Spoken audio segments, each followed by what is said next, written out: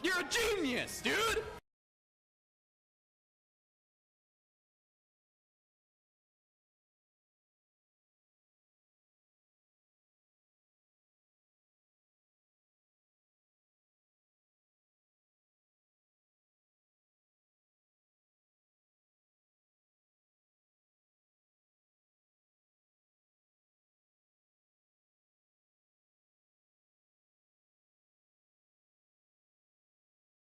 Fucking dubstep.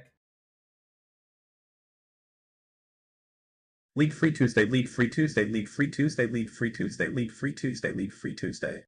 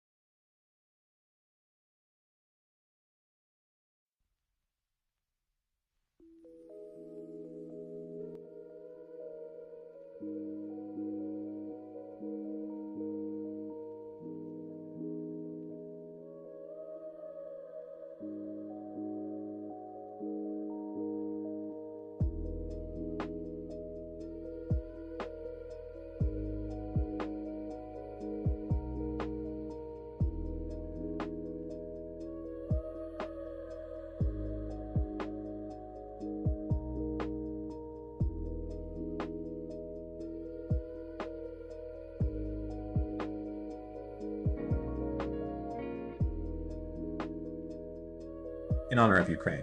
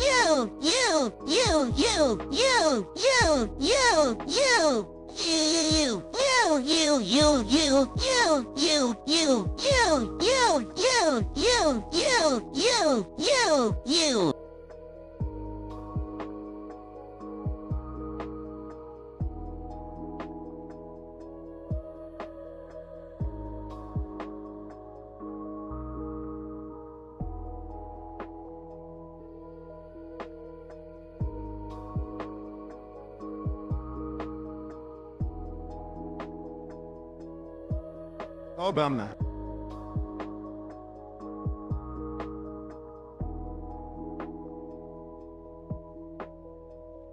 Thank you, Steven!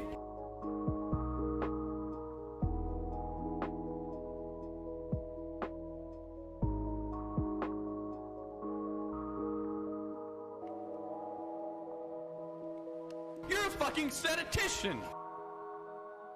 You guys want me to hit diamond so we can move on? I'll get right on that. Right after I dye my hair and fulfill all the other sub goals. Bonus me Mobamna.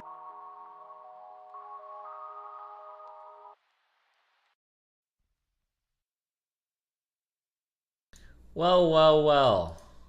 Hello. Fellow DGGers.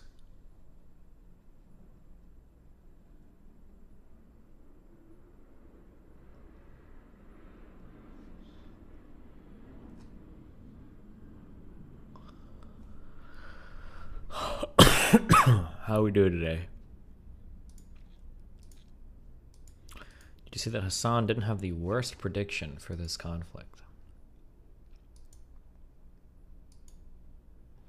NATO is considering the Russian offensive would be met with resistance to Ukraine. Majority of Ukrainian soldiers lay down their arms and join the Russians before they shoot a brother. Okay.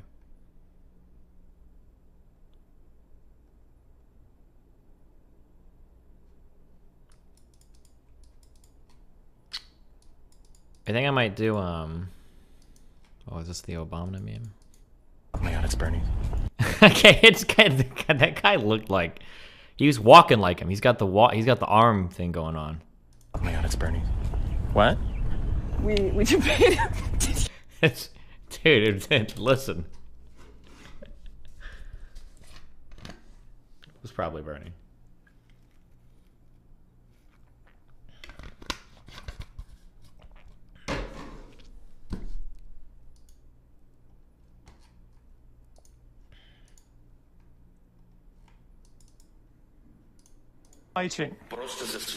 I despise. Oh. For me, my politics have always been around, like, you know, fuck America, obviously, being on the other side of the planet. What other side of the planet? What is he talking about? How long has he lived in America for? What?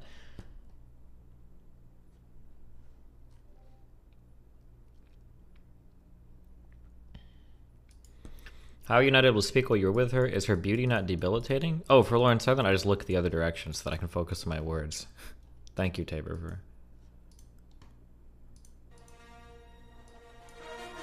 This is the oldest meme in the world.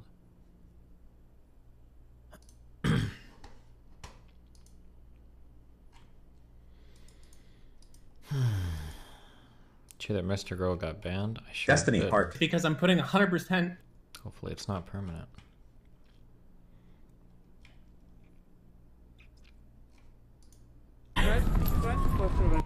Oh, okay. I don't. Why are you linking me clips of my own stream? You know I was there, right? U.S. trying to close its airspace to Russian planes. Cool. I'm so tired. I'm gonna be honest. I've not slept much. I don't know if I'm gonna make it to the State of the Union. I'm not sure.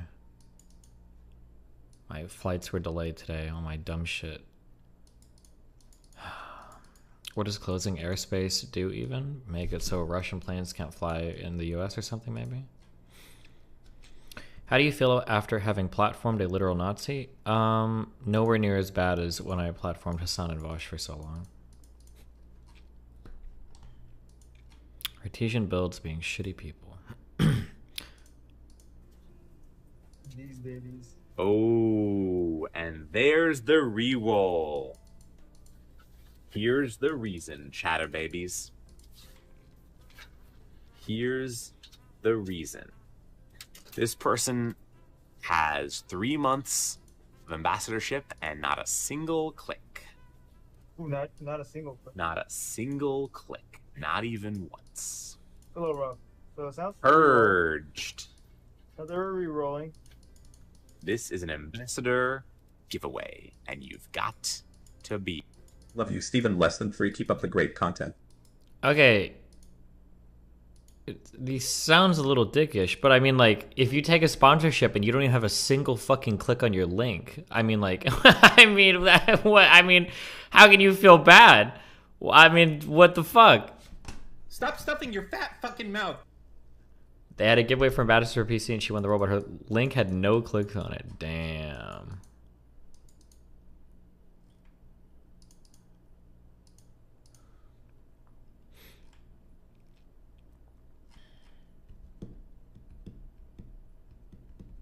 Dude, BX Bullet has lost her mind. You notice that? Holy shit.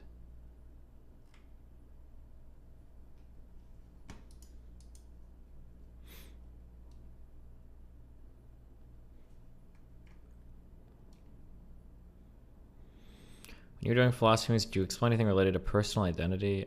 What is it that makes you the exact same person over time? Oh, I've heard things about it, but I mean, like, that's a complicated.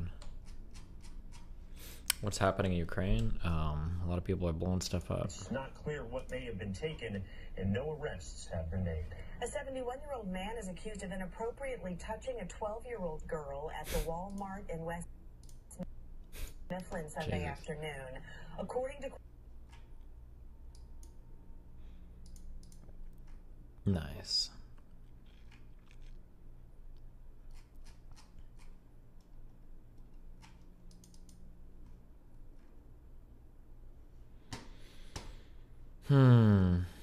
Did you see this Putin meme? Yeah, I Green did. Man. Feels good frogman. Националистическими формированиями, которые, как известно, и несут прямую ответственность за геноцид на Донбассе и кровь мирных граждан народных республик. Кроме того, националистические элементы, внедренные в состав регулярных украинских частей, не только подстрекают их к оказанию вооруженного сопротивления, но по сути играют и роль заградотряда. I'm so sorry. I was not your Более mother. того, If по I was your mother, имеющейся информации, and you didn't have и это diamond, I would подтверждается sacrifice результатами everything to give it to объективного you. контроля, мы видим это. Бендеровцы и неонацисты выставляют тяжелое вооружение, в том числе системы залпового огня, прямо в центральных районах крупных городов, включая Киев и Харьков. Они планируют вызвать ответный огонь российских ударных комплексов по жилым кварталам. По сути, они действуют...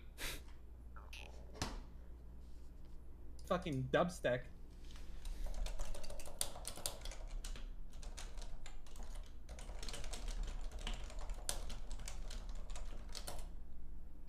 Do you notice that Putin and Vosh have the same rhetoric when labeling everyone a Nazi? I think I might. I've read so much shit over the past 4 to 5 days. Since it's a current events topic, and I don't know much about it, I decided to this is probably the second or third most I've ever researched a particular topic before. And I'm not gonna lie, having done a lot of background reading now, going through and watching these videos makes me so unbelievably fucking upset. I might end up doing response videos to these just because of how unbelievably slanted they are. But I guess it'll come down to... Actually, well, because I documented everything. I've got everything linked and everything, so it'd be easier for August to do it. The Gravel Institute is Russian fascist propaganda. This is one of the most trash. They one of no league. Surely it will last. I've ever seen in my entire life. I might play League today too if people keep saying fucking retarded shit like that. I don't even feel like it. But do you have a take on the Dark Souls difficulty memes? Should they have an easy mode?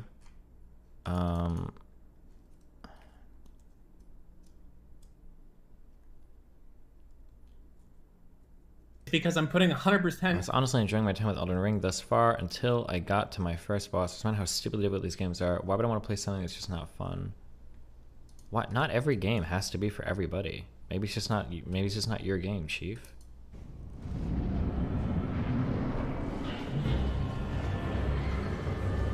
Shut the fuck up, movie. All right, it's a stupid fucking meme. Love you guys less than 3. It's gotta be a meme.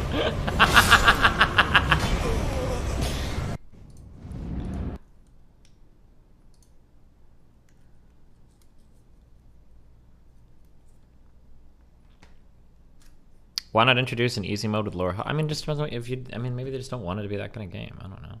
Not every game has to be accessible to every person. Finally, no league Pepalaf. You're a genius, dude!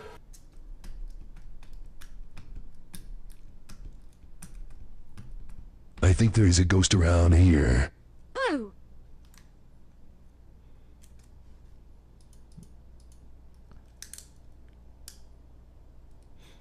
What's your take on the NATO expansionism argument? The NATO I'm actually a little bit embarrassed because I think even I've unintentionally wielded some conventional knowledge about NATO that is actually just completely false. There is absolutely no NATO expansionist argument whatsoever. It is absolutely fake, absolutely false, absolute fucking bullshit. If you know anything about the geography, the history, the timelines, there is no way in the world can you ever say NATO expansionism explains modern day Russian aggression. It requires a total lack of understanding of everything in the region and in those periods in time. But I feel like my brain has expanded 7 times in relation to at least from the 90s and onward. Soviet Union, Warsaw Pact, all that shit. Are you going to apologize for calling me biased that one time when I said Eastern Europe is justified in seeking NATO's protection? Yeah, if I did say that, what an incredibly fucking retarded thing to say. Because when you look at the actions of post-91 Russia, I totally understand why countries are like, you know what? I kind of want to be in NATO, you know? I don't want to be like, I have to go, all I've done is reading, because I hate fucking watching videos. I don't trust any of it. So I don't know how to pronounce anything. There was you got like the conflict in Moldova. You've got the separation of it's like Azak, whatever, and the Odessa or in the Oseta, whatever bullshit in Georgia. Like basically, Russia will just fuck with and take over whatever the fuck they think they can get into. They'll send peacekeeping troops. They'll help separatist groups. They'll stir up shit. And then eventually they'll just be like, we're going to roll in our army. Like the story with Georgia is almost identical to the story with Ukraine. It's almost the exact same thing. There were some, like a pro-Western president gets elected in 2003, says, hey, we're kind of looking to, and then Russia's like, hold on there, buddy. And then it boils over into 2008. Russia's like, hey, you know, there's some 2 independent states here. Part of your country, we recognize them as being independent. We're going to send in people to make sure that it's like the exact same story as Ukraine. But the more I see how Russia functions, the more I see how Russia operates, now I understand that, like, when you're a country, like who knows what would have happened in places like Poland or Hungary or Romania if they hadn't been part of it, like NATO. I 100% understand that now. I understand the perspective of like Eastern Europe and wanting to be part of NATO so much more. Did you see the Noam Chomsky? I haven't watched him yet, but I have a feeling he gives a retard anti-America take about it. But I'd have to go and watch it. Also, I don't know if it was Rage Pop or somebody else. People have linked. There's some guy that talks about how Ukraine is the West's fault. He has a 12-page paper or something that he wrote on it. This Mearsheimer guy, all of this is bullshit. It's even written poorly. Like, it's absolute bullshit. Nothing in here is substantiated. The guy himself, not to character assassinate, but like supports like fucking weird neo-Nazi, like Holocaust revisionist shit. This guy is a loser. And if you've ever seen, I think there's a 1.5 hour lecture that he gives or whatever. This guy is absolutely fucking crazy. And anything you've read about this or people citing him, you could totally just ignore it and be completely safe doing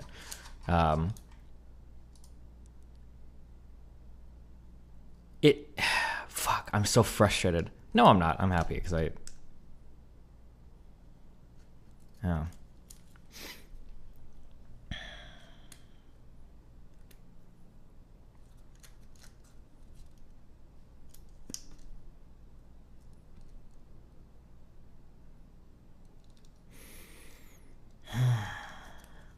I read some stuff from my international relations theory class, and every article was utter dog shit. Yeah, it's just, but this is the thing that I see cited the most.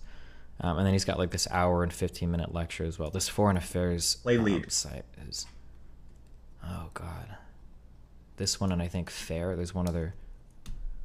I have genuinely wanted to gauge my own eyes. Oh, I haven't watched any of what Haas has said. I probably need to. Russia Actions 100 proving why these countries should want to join NATO. Well, I don't know. I should watch his stuff so I know what to respond to. But I can't possibly. I was just debating the Ukraine situation with Richard Spencer tomorrow. Oh yeah, maybe I'll watch. I can't imagine what you could say. Like now that it is. Stop stuffing your fat. I feel like it's hard to find such clear-cut situations of people being so obviously in the wrong, and yeah, Jesus. Fucking dubstep. I assume the Haas and Hinkle debate on Thursday. Skipping all of these and pausing these. I don't know why. Okay. Haas said Ukraine was developing weapons to target Russians by DNA. My mom linked me the same fucking Facebook, Instagram post. I saw this. I don't know what the fuck. Yeah, it's just like crazy shit. The Ukrainian government was literally hosting U.S. bioterrorism and U.S. biological warfare laboratories on its fucking soil. And you're telling me that the Ukrainian government was not anti-Russian? Pepe Escobar would probably come on your show. You're telling me they're not anti-Russian? This guy is unhinged. Glad to see you do research on Rich stuff. You're going to speculate on possible outcomes. It seems like so there are a few military analysts people suggest that I follow on Twitter, but people give so many conflicting takes. Based on like the amalgamation of stuff I've read, it seems to be the case that Putin originally thought he would meet far less resistance in Ukraine. The goal was to just send a few detached battalions in a haphazard manner to steamroll into Kiev very quickly. toss out the leadership, hold a new election, like sue for peace, basically, keep East Ukraine, and then like peace out. That was like the dream, I guess, or the goal. But apparently they met more resistance than they thought. So now they've kind of had to take a step back and they've had to reconsider. And now they're like doing a more serious like military campaign now. Whereas before, everything was unimaginably haphazard, like running armor out like without appropriate supply lines, like applying forces in ways that just were very reckless.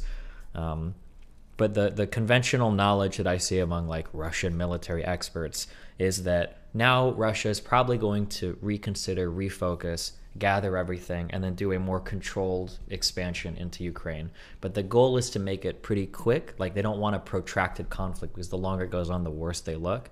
And they also probably don't want to like shell the fuck out of the city and make everything like completely fucked. Does Ukraine not stand a chance anymore? I have not read anybody credible saying that Ukraine ever stood a chance. We see a lot of memes on Twitter and Reddit that make it look like Ukraine is like destroying the Russian military, but the reality is it's just a few like reckless units that are being used in pretty stupid ways. Russia hasn't even begun their air game yet. It hasn't even started. The majority of their armor and artillery, which is what they're known for, hasn't gotten anywhere near like the battle yet. All of that is like in the process of rolling it out. Like, but could things change? You know, maybe. But most people that I've read still seem to think that Russia is going to absolutely obliterate any resistance they meet when they finally get their war machine up and running. But there's a lot of other stuff in the meantime that leads to questions. Russia's currency has like collapsed. The ruble is, I think, worth less than like a Robuck now or something, a Robux thing, whatever, is insane. I don't know if Russia actually thought the SWIFT stuff would happen.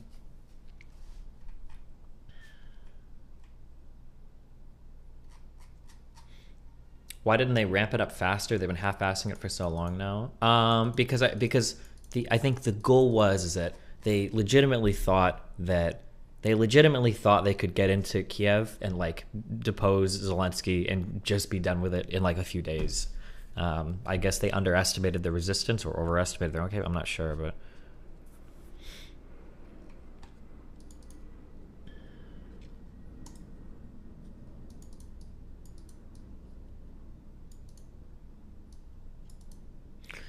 Destiny, video that tries to directly debunk the Mersheimer lecture.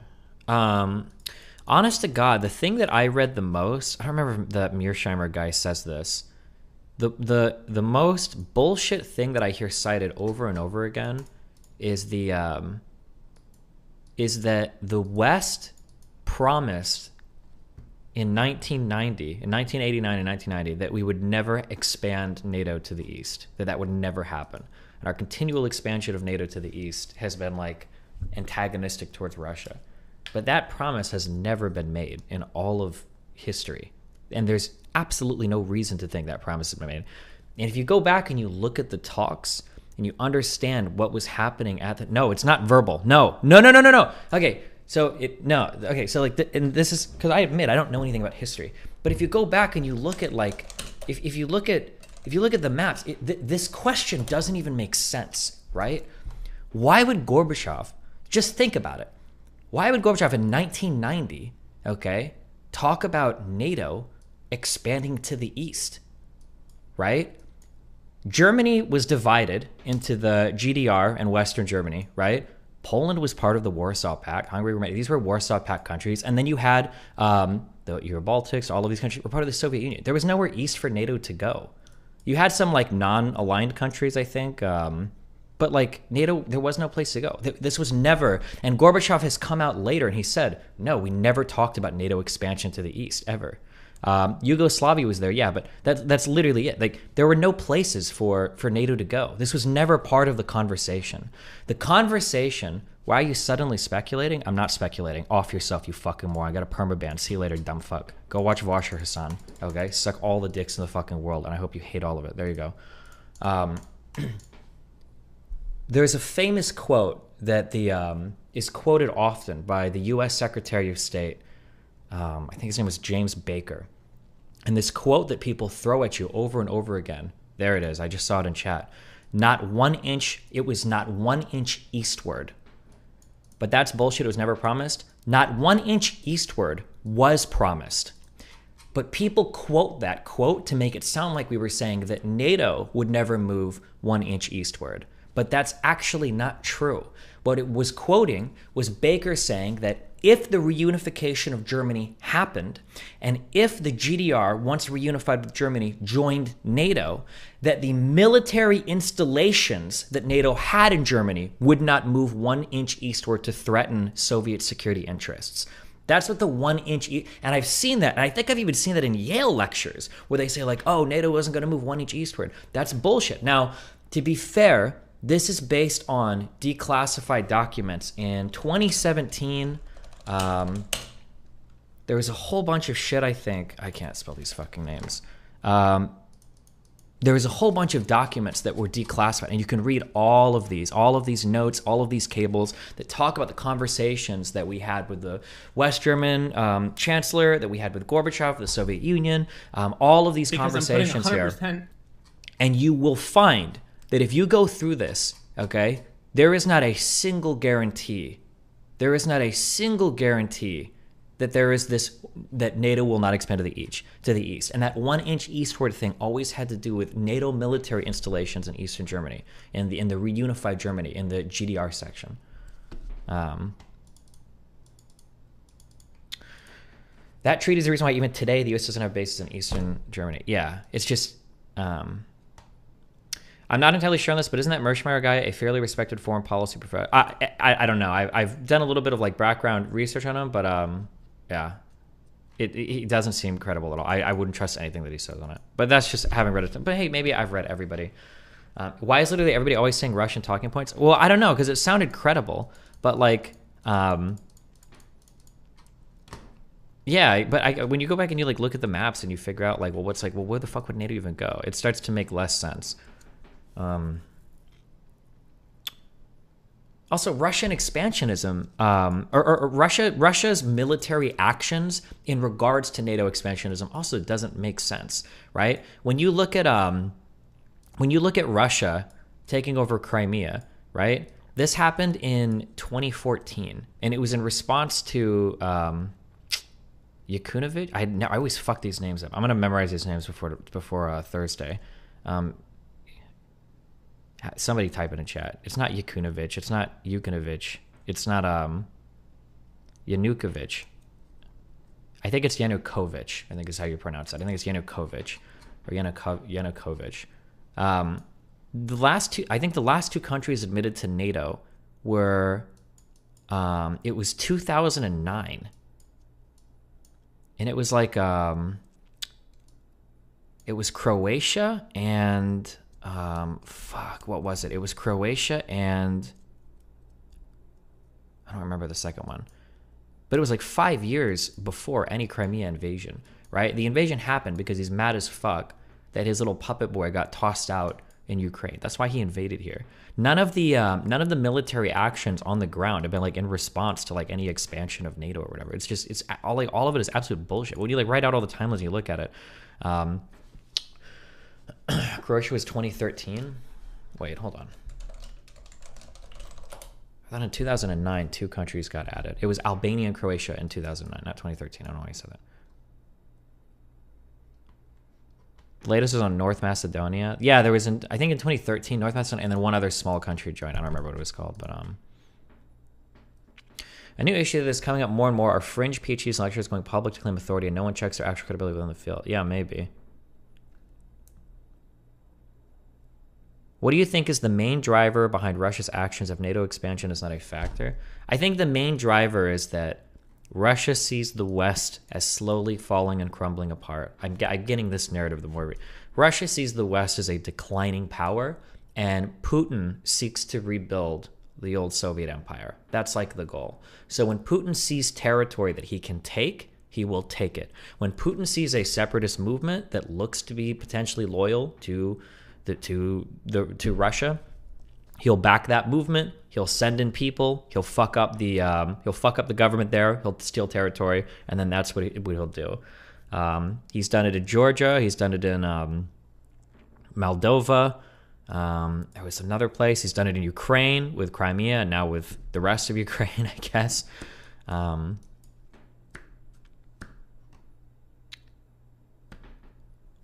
haven't read anything about the history of Belarus yet, so I don't make any strong comments on that, but...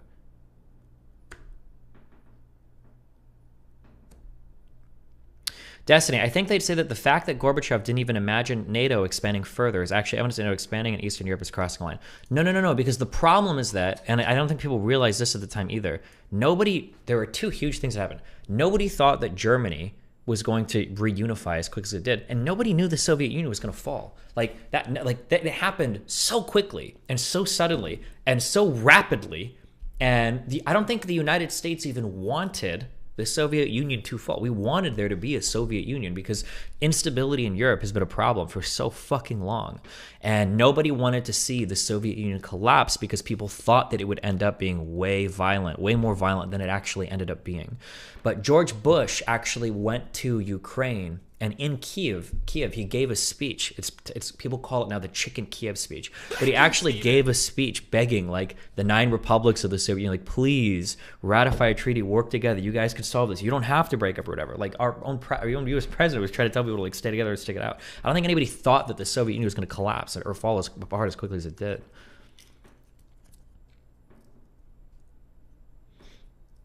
Because I'm putting 100%.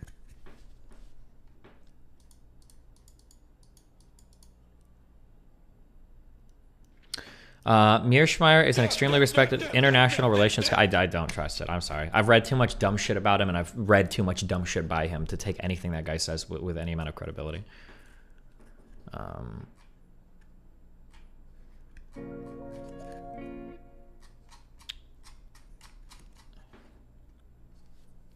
There were signs of the Soviet Union collapsing a few years prior. They had massive floodlines and other economic stress. Yeah, but people will say that shit all the time. You're lying to yourself and to other people. Because any state can collapse, and then people can go back and go like, oh, well, look at all the signs. They were there, right? If the United States collapsed in 2015, people are like, oh, well, look at 2007. Obviously it was going to collapse. It was the largest financial crisis in the world, right? I think it was largely unexpected across the world that the Soviet Union was going to collapse as quickly as it did. Maybe eventually, but... I think the real reason is Crimean oil reserves plus pipeline transport fees. I think there's military installations there as well. But pipeline stuff is pretty important too, because I think pipeline stuff is why the names of these places are really complicated, or they're just really weird. But there are 2 areas in Georgia that Russia now essentially owns because they declared them autonomous republics. I think it might be this area. But there are pipelines that flow through there as well, I think, that now they have complete... Yeah, I don't know how to pronounce these. It's Ossetia and...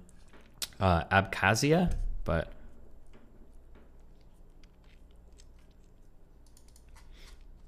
/raid. That's tiny.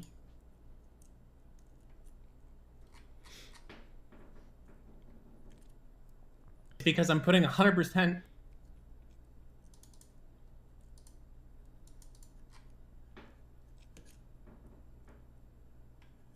Do you ever feel like an NPC in someone else's life? Anything about this? Oh, here, I'll catch him on donos. Good luck. It's Ossetia? I called as delusional when he was first starting his Russia is good arc. Worth. Wait, who's starting a Russia is good arc? Oh, Haas. Well, I mean, he's a tanky. He's always thought Russia is good, right? Poopy poop. Do you ever feel like an NPC in someone else's life? I reject this now. I've become the biggest NATO cuck in the world after the past week of reading shit. I'm sorry. I totally don't believe this shit anymore. Hold on. What did somebody say? There are multiple reasons why Russia doesn't want Ukraine to be a NATO. Nukes in backyard, the $250 billion investment in Ukraine, a lot of resources here. Bullshit. I don't believe it. Russia doesn't want NATO to be in its backyard because Russia wants to fuck every country that it can and absorb them into its empire. That's what Russia wants to do. 1 million billion trillion %. That's been the history of the Soviet Union, and that has been from especially from Putin onwards into Russia. That has been the Russian strategy and the Russian game plan, and that's why Russia doesn't want NATO anywhere near it.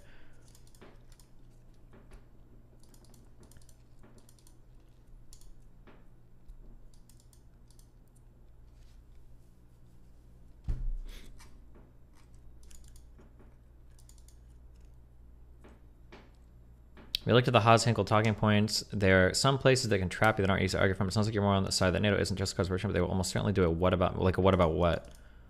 Thoughts on the Azov battalion argument, killing people and shelling? The Azov battalion people seem pretty shitty. Like that's one part that I need to research more. But like the Azov battalion is like a quarter of them are neo-Nazis, but the battalion is like 2,500 people.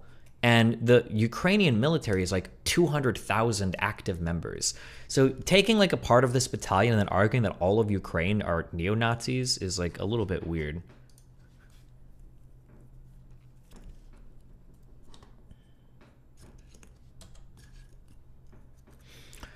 Why are people putting so much pressure for the UN to do something about this war? I don't know, but the UN can't do anything. This is why NATO is so important, right? Because the UN Security Council, people like Russia or China can unilaterally shut down any type of effort to do anything. And I think this is why countries are kind of looking to NATO and wanting to join NATO.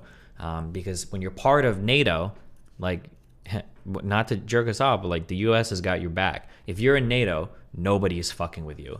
And especially on a continent in Europe, no offense to you guys have a lot of crazy fucking shit going on. Especially in the in the southeast part of the country, where you fucking collapse of Yugoslavia, the Bosnia, the fucking there's so much conflict that knowing that when you're in NATO, like everybody around you is like, fuck. If he like touched the tree and you can't tag him anymore, it's a really, really, really good assurance towards like building stability in your country. So I understand now why other countries want the ability to join NATO, and now I'm a lot less warm to arguments to be like, well, should they really be able to join NATO? Like, it's kind of shitty. It makes Russia uncomfortable. Meanwhile, all of these other Eastern European, or I guess Central Asian, I don't know what you call like Azerbaijan and Georgia and all these countries, right? Would they be considered European? Do people call them European?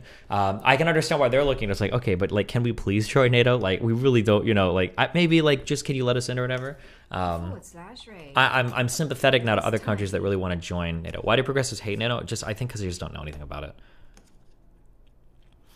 How are you going to counter Haas and Jackson saying 2014 was a U.S.-backed coup? That's that Mearsheimer guy or whatever makes that argument, but he doesn't provide any fucking evidence for it. He just says it, and you're supposed to believe it.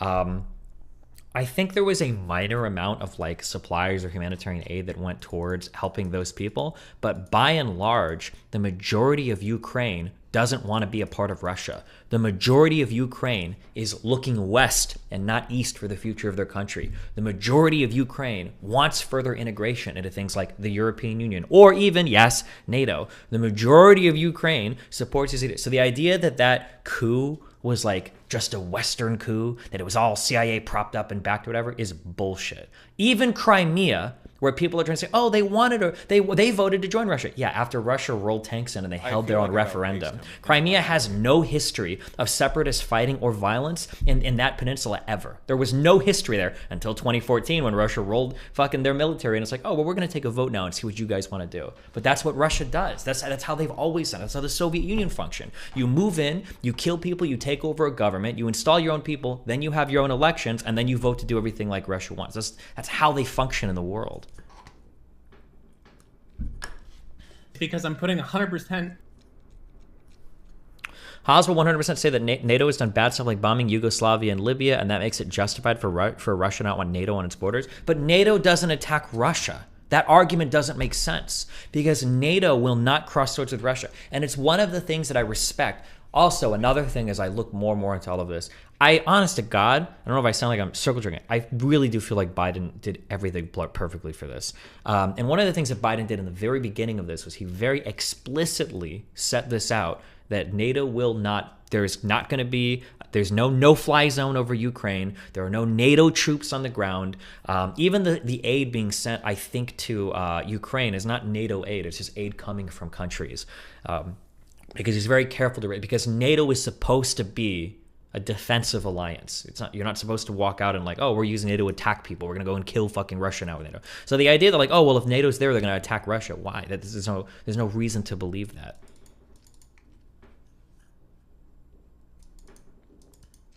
How do you think these sanctions are going to fuck up Russia? It's hard to say. We'll see, I guess.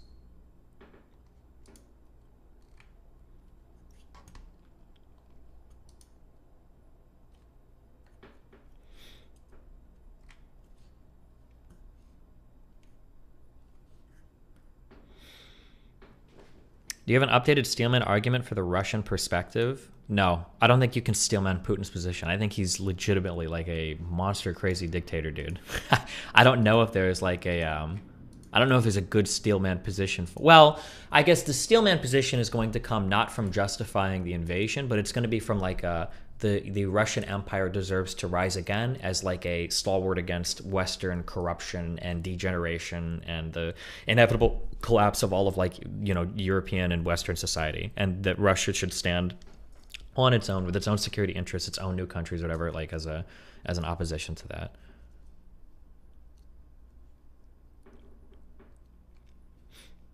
Imagine if Trump was president. We don't have to imagine if Trump was president. Anybody saying that Trump would have stopped it, two huge problems. One, Donald Trump already withheld military aid from Ukraine. Zelensky himself, who was asking for military aid, that was the reason why he got impeached the first time. Number one. Number two, Trump is also on record saying, well, hey, yeah, I mean, wasn't Crimea basically all Russians anyway? Like, yeah, they can take it back. It's basically their shit anyway. So the idea that like Trump would step in now to help Ukraine after the dumb shit, no possible way. Absolutely no shot. People that think that are fucking delusional. Do you have anything you've read compulsory? Yeah, I made like a whole nice Google Doc and an outline or whatever, but I'm not gonna release it until after my debate with Jackson and or whatever, because I don't want them to like read and get like some weird esoteric snipes or whatever my shit. What's your stance on the West intervening? You cannot have intellectually two nuclear powers shooting at each other ever. You can't do that. You just can't do that. How did you start with researching all of this? I think the first question that I Googled was NATO promise, no expand east. That's the first thing I looked at because I was curious, like, is there actually a record where, oh, NATO said they weren't going to expand? There's not. It's never happened. And then the most that I read individually about that was that there was this cache of documents and cables in 2017 that was declassified with the Bush Senior State Department and the conversations that especially Secretary of State Baker was having with Gorbachev about how the reunification of Germany is going to look, whatever. There's a whole bunch of shit released there that you can go and read through. There was this thing I had earlier. It's boring as fuck. There's a lot of shit to read through there. Fuck, it was one other thing I was going to mention. I don't remember what it was now. There was a gentleman's agreement? No, there was no gentleman's agreement. This is not true. This is not true. There was no gentleman's agreement. There was no verbal agreement. There was no, none of that is true. None of that is true. Like, say what you want about the Soviets, but they weren't stupid. And you are making everybody sound like a Redditor, an epic Redditor, when you say like, oh yeah, you know, the two leaders of the world, the Soviet Union, the leader of the Warsaw Pact, and the United States of America, the leader of NATO, came together, and behind closed doors, there was like a verbal agreement about the expansion of their alliance. Like, no, why would you be so fucking stupid to think that's the case? Like, do you think Russian leadership was that fucking stupid? Do you think Western leadership was that stupid? Like, I'm sorry, but even if I do agree and I grant you that, then I would say Russia deserved everything that came to them, because how fucking dumb do you have to be that you got a verbal assurance? It's absolutely not true. Yeah, also, if you want to talk, yeah, somebody mentioned this. There are like, how many agreements has Russia violated? So in, is it 1994 or is it 2004? I'll remember, it might be 2004. I don't know how to spell this shit. So the Budapest Agreement, it was 1994. No, it was the Budapest Memorandum. So in 1994, 3 countries all came together to join the Nuclear Non-Proliferation Treaty, and in doing so, agreed to dismantle or sacrifice or get rid of all of their nuclear arms. These 3 countries were, one was Ukraine, one was Belarus, and the other was Ukraine, Belarus, and Budapest Memorandum. Oh, and Kazakhstan. Part of that agreement when they said we're going to give up all of our nuclear arms and shit because we don't want every country to have nukes, was if we give our shit up, you have to promise that none of you guys are going to fucking attack us, okay? Promise, because we're giving up our nukes, because now we're defenseless, okay? If I have nukes as Ukraine, I know that Russia's not going to fuck with me. I'll give my nukes up, that's fine, but all you motherfuckers need to agree that you're not going to fuck with me now because I don't have any nukes to protect myself. The United States, the United Kingdom, and Russia all signed on to that. And I think Germany and France joined as co-signers later. And they're like, okay, fine. Give up your nukes. We want to attack you. And, well, guess what Russia did, right? They, like, how can you talk about, like, violating, like, verbal agreements when you literally have something like that? Not to mention other Russian agreements as well. There was the Paris Agreement, I think, that laid the foundation for later, oh, God, what was it, like the OCHE or some shit? But Russia has agreed to all sorts of agreements that is supposed to respect the autonomy of other countries and other like sovereign states, so they're not going to fuck with things or go in or take shit over or whatever. Like they've done this over and over and over and over again. But they keep doing it. It's like, and it's so flagrant. It's so flagrant how they just, yeah.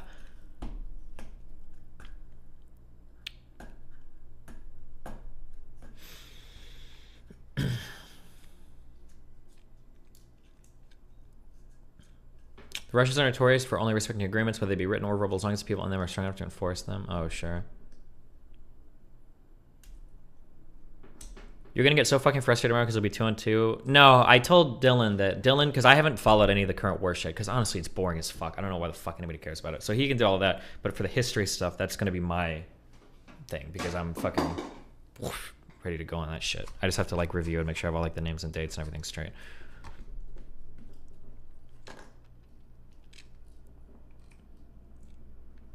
I saw the Coach Red Pill shit. That dude is insane.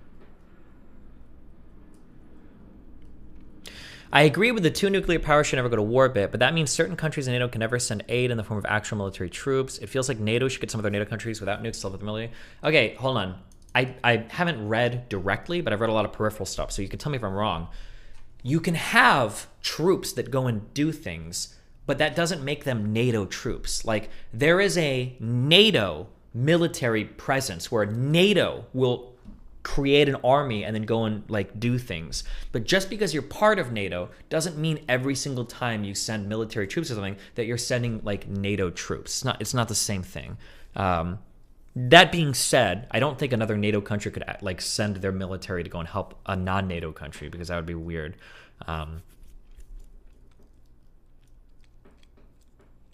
Thoughts on Vosh virtue signaling throughout the whole situation? I don't really care.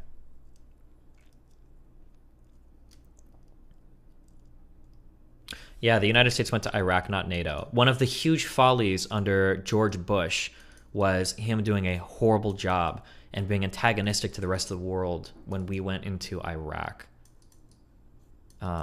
Because we did it unilaterally, and it hurt U.S. reputation abroad so much to do that without keeping in mind our allies. Intellectually. Do you think if Putin goes after Estonia something, NATO will actually defend it? That you have to. If you're in a NATO country and you get attacked, if you're not defended, then NATO falls apart immediately.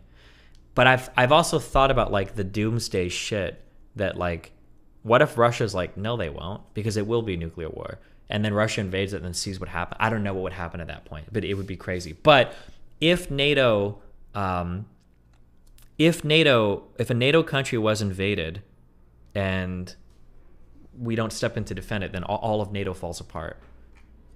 Did Ukraine make, in hindsight, a bad choice on the nuke stuff, or was there no option? No, I think it's always good to get rid of... I think nuclear proliferation is a bad thing, and getting rid of more nuclear countries is probably a good thing.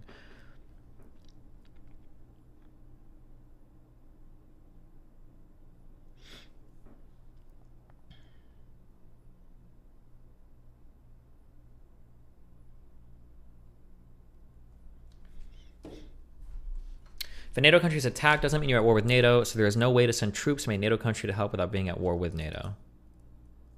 Well, no, it only...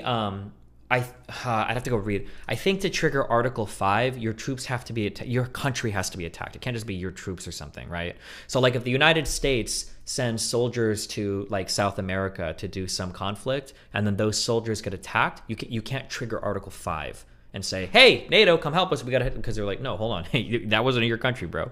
I think the only time Article 5 has been triggered was, I think it was for 9/11. I think we triggered Article 5 for that. For the war on terror.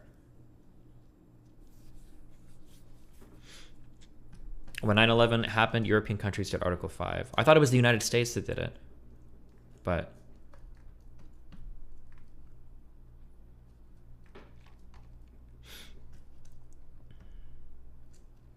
are you saying that the US ambassador to the Soviet Union at the time saying is wrong about NATO expansion?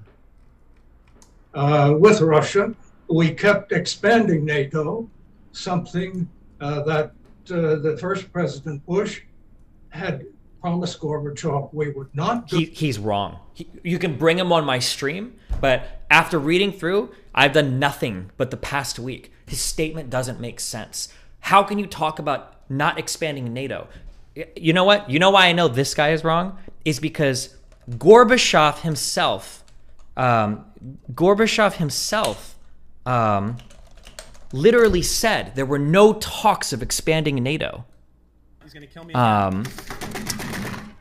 Fuck, where I'm not gonna be. I have this written in another document. It's on my laptop or whatever. But Gorbachev gave 2 interviews, where he literally said,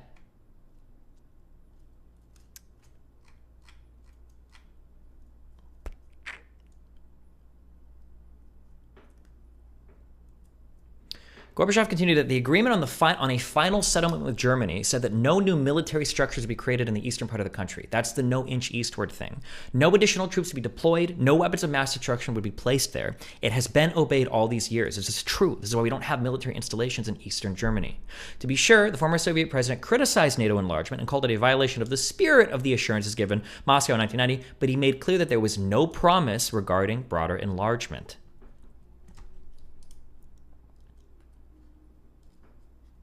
Oh, and then here's this as well. The interviewer asked why Gorbachev did not insist that the promises made to you, Gorbachev, particularly from the U.S. Secretary of State James Baker, promised that NATO would not expand into the East, be legally encoded. Gorbachev replied, the topic of NATO expansion was not discussed at all, and it wasn't brought up in those years. But think about it. Like, it makes sense. Why would you talk about NATO expansion, right? Poland was part of the Warsaw Pact versus NATO map or whatever, right? What conversation are you going to be having about like NATO expansion? Where the fuck is NATO going to expand to? I think these countries were explicitly declared non-aligned. I think they called themselves non-aligned countries. But like it doesn't even make sense that you would be having these conversations. There's just no place for it to go. So no, I don't believe this guy. I don't know what I don't know why he's saying it or what his background is for saying it, or even if he was the ambassador to the Soviet Union. No, I don't believe it. I don't believe it. If he had allowed the unification of Germany and Germany to stay in NATO. Step by step, we pulled out of even our most basic agreements, and then... Name one! What agreement did the United States violate? Name it. What is the agreement? You won't be able to find it because there isn't a single one. There isn't. And that's why this guy's not going to be able to name any of them. He won't be able to say any agreements. Like, there was no agreement given. Increasingly, we are surrounding Russia with right up to their borders, right up to beyond their borders of the former Soviet Union, with a military alliance which they are not in. Now, no leader of Russia, no leader of any other country could maintain a cooperative relationship and also full democracy in their country under the conditions of that sort. But the problem is that the Soviet Union is unique and that the Soviet Union, even the United States, doesn't go as far as the Soviet Union. It's like, if we see like interests that can align with us, that we kind of like, but whatever, yeah, maybe, but we won't invade a country, overthrow the republic, and then install a leadership and then vote to like absorb that country into the United States, right? Like the Soviet Union is very unique in terms of like how they would fuck with neighbors and how they would take them over. No, I don't agree with this guy. Fuck this guy.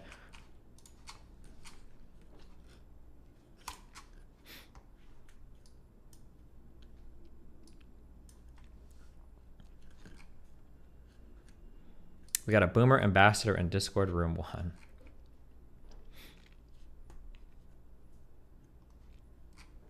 Do you think it's time to station nuclear warheads in Taiwan? China is too economically powerful to... Wait, what? I don't know if that would... I feel like that would be like a Cuban Missile Crisis scenario. I might have an answer for why they keep hammering on the NATO thing. No, hold on.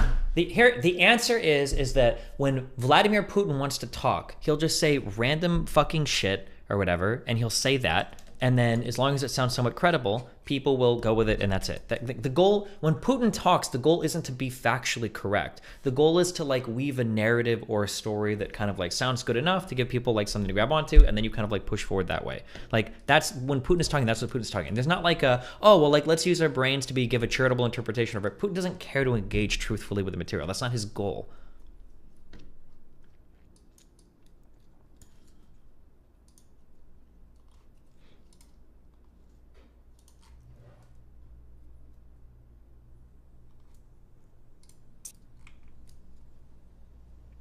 RLM, we have a what?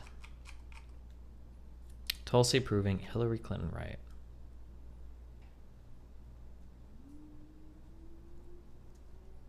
Oh. Why would I care about anything Tulsi says?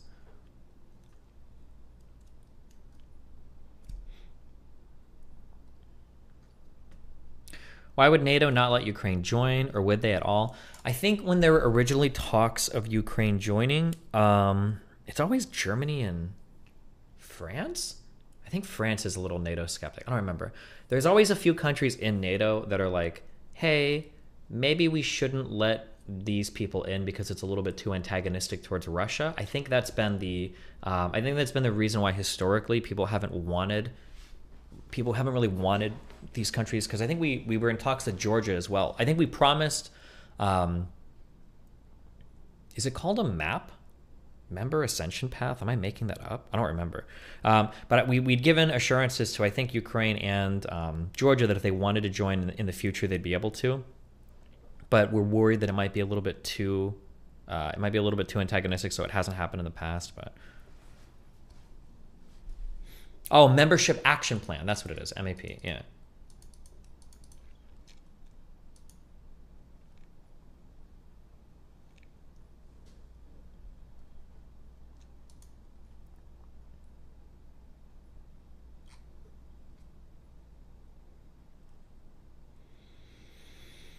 Haas is going to harp on the genocide in Donbass, 14,000 dead, to Ukraine violated the Minsk Agreement, Azov Battalion being Nazis, while Ukraine elected Jewish president, he and the government, president, and how the U.S. feels if there was a NATO equivalent expanding in the U.S.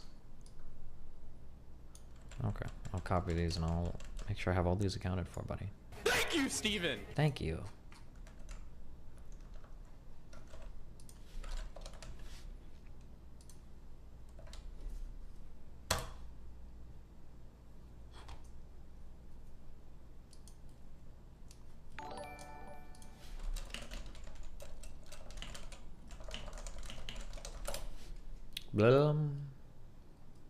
Thank you, Steven!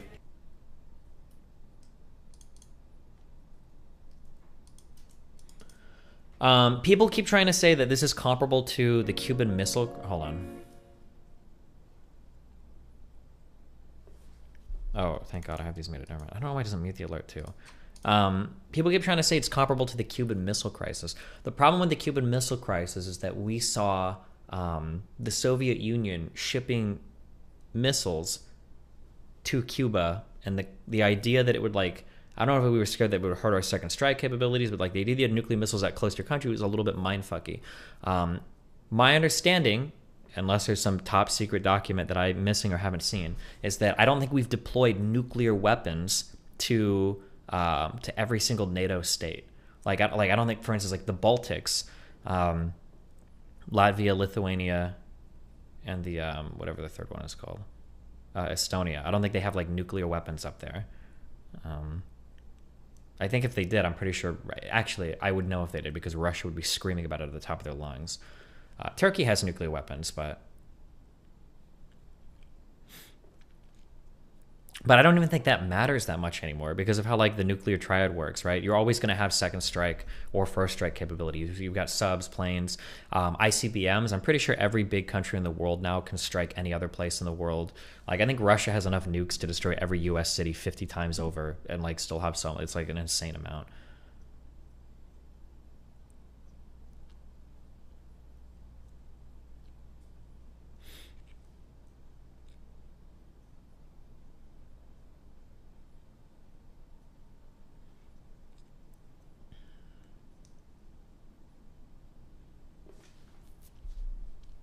Do you think Putin could lose his next election in the economy if Russia keeps getting worse? I don't know what's going to happen with Putin's popularity. Who knows?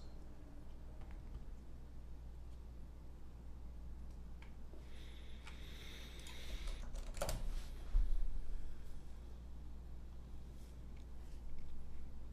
you think Putin should be a nicer person? Yeah.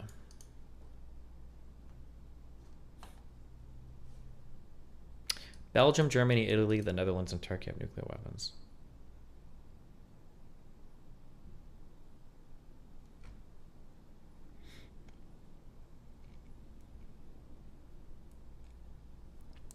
Funnily enough, no former Warsaw Pact members have nuclear weapons in their country, even though many are in NATO.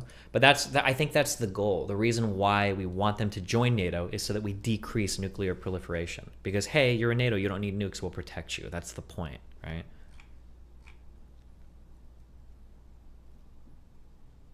It seems like you don't care about Russia at all, but rather making them suffer for the actions of Putin. Yeah, I mean, that's kind of how it works, right? If your country is doing insanely fucked up shit, I mean, like, if you have that country has a certain leader, then the goal is to apply so much pressure that eventually the leadership changes. I mean, that's how countries work. I'm sorry. I don't know what else to say.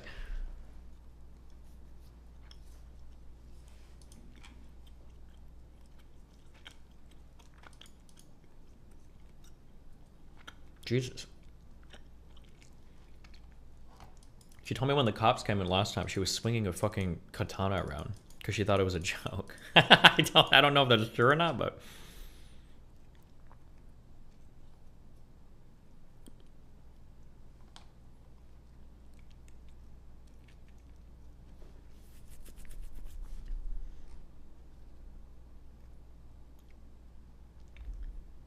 I'm Russian. I don't have a single family member or friend who is supporting this popular forward. Sure. That's cool that you don't, but my understanding is Putin is relatively popular when he's doing imperialistic shit. Now, maybe for Ukraine, his popularity will start to wane, but for Crimea, I think he had a surge of popularity when he did that shit.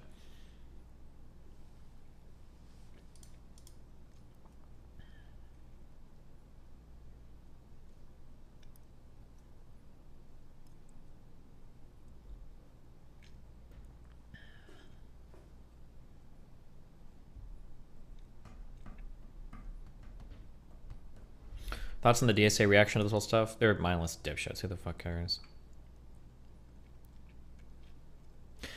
It doesn't make any sense for Russia to invade unless it was a NATO security issue. They knew they would get super fucked from the sanctions if they invaded. Why would you make such a fucking negative EV move if it wasn't for security? I don't get it. I think that so first of all, if you look at like the timeline, right? What was the Crimea invasion a response to? It wasn't a response to NATO. It was a response to Yanukovych. Fuck, I always fucking remember. Yanukovych getting tossed. That was why they invaded. It had nothing to do with NATO. Like, it was because of that. So I've only read one thing on this, and I don't know how true it is. But my understanding is that Russia is increasingly trying to build itself up as some sort of autarky, and that when they lose trading partners with other people across the world, you're basically enriching more and more of the Russian oligarchs because their own families and their own corporations and their own businesses are going to be hopefully taking over that inside Russian borders. So it might be the case that at least Putin and his immediate like cabinet or business partners or crony comrades or whatever are all okay with the economic sanctions because in a roundabout way, it will personally enrich them because it helps to centralize more and more power to like a select group of people that are running these industries.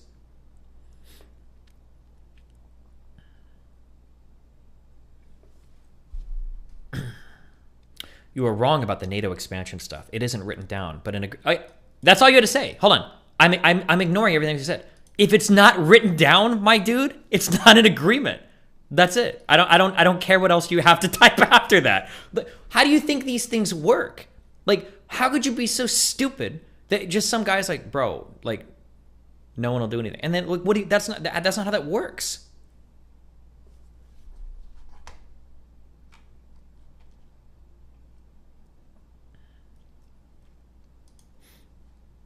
Stop stuffing your fat fucking mouth.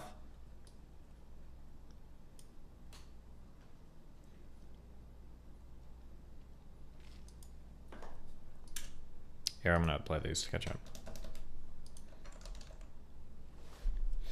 Ukraine this. Good one. Ukraine that. Why don't you go train and get some bitches?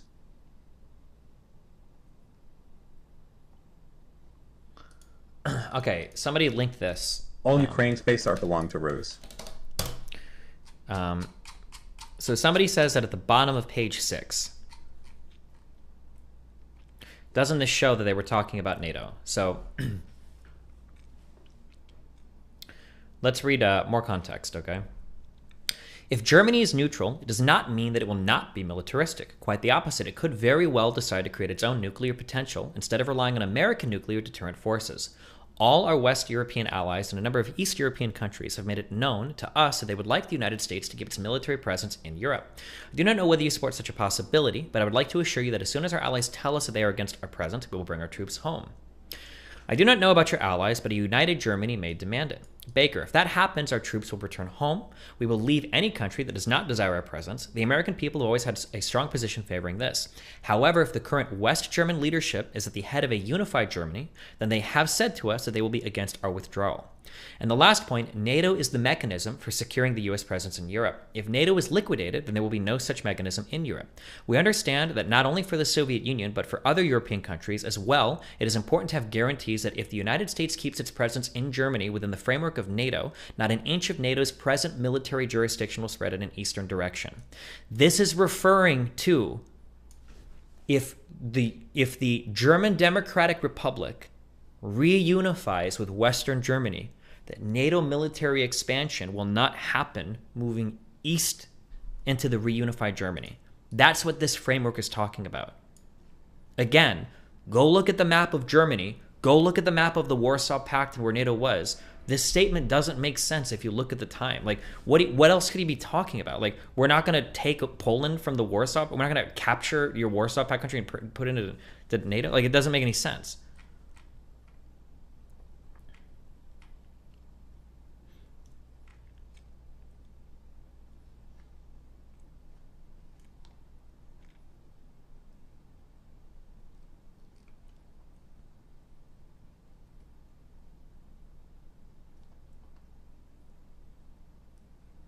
During the entire House debate, just have NATO and Warsaw Pact map on your screen. Yeah, I'm heavy.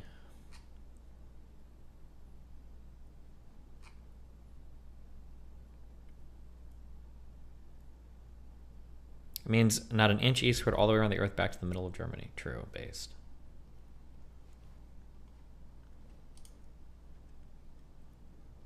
Do you think the situation in Ukraine, as the most blatant example of modern war, will embolden other countries in a war too? I don't know. That's not something I think about. Here, I have more of these things. Haas gives the strongest argument for Russian belligerence. I've been trying to find some articles written by defense analysts that have reasonable predictions on the outcome of this war. Can you recommend any? There were a few Twitter accounts. There's one guy that was a fuck, what is he? I think he was a Russian military history analyst guy or whatever, who has like, and I think he might have worked with the government for it, and he gives like breakdowns or whatever. Michael Kaufman? If I see his thing, I might. Oh, it is this guy. I've read stuff by him. And then there was one other Twitter account. But I read different stuff by different people, so I'm not 100% sure.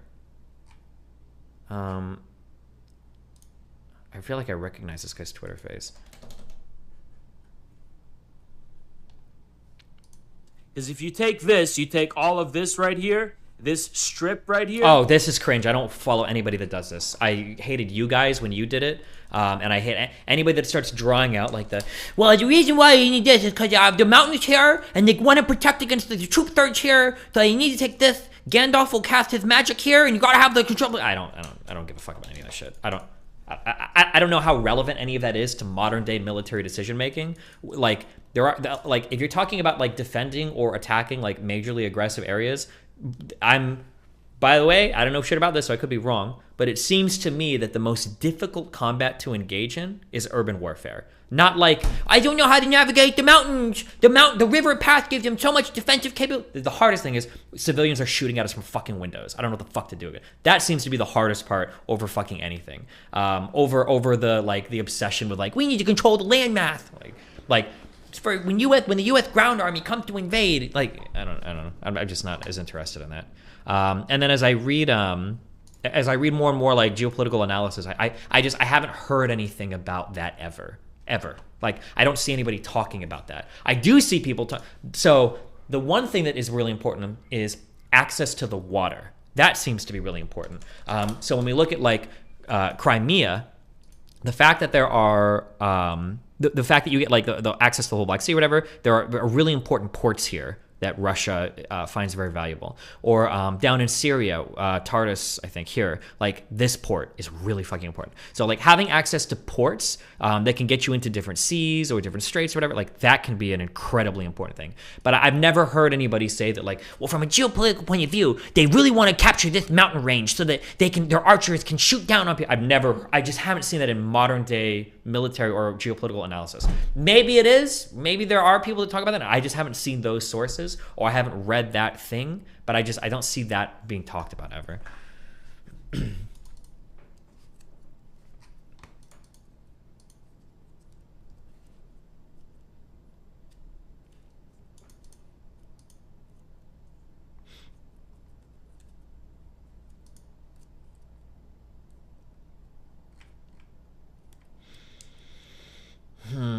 It's especially important since the more northern port freezes in winter. So one that can use, yeah, that's why I believe they call them warm water ports. I think that's one of the huge strategic interests for Syria for Putin.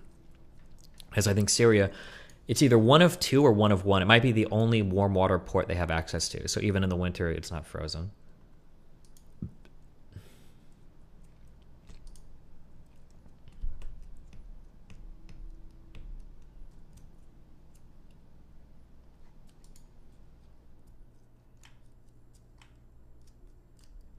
Oh, oil pipelines can also be relatively important too.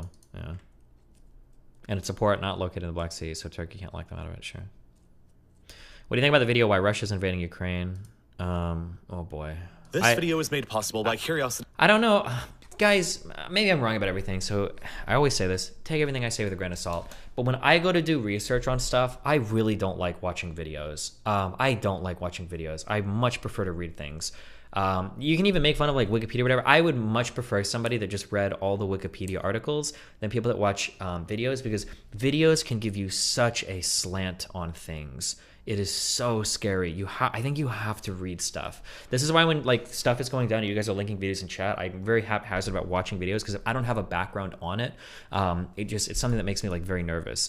The Gravel Institute video is a really good example of this.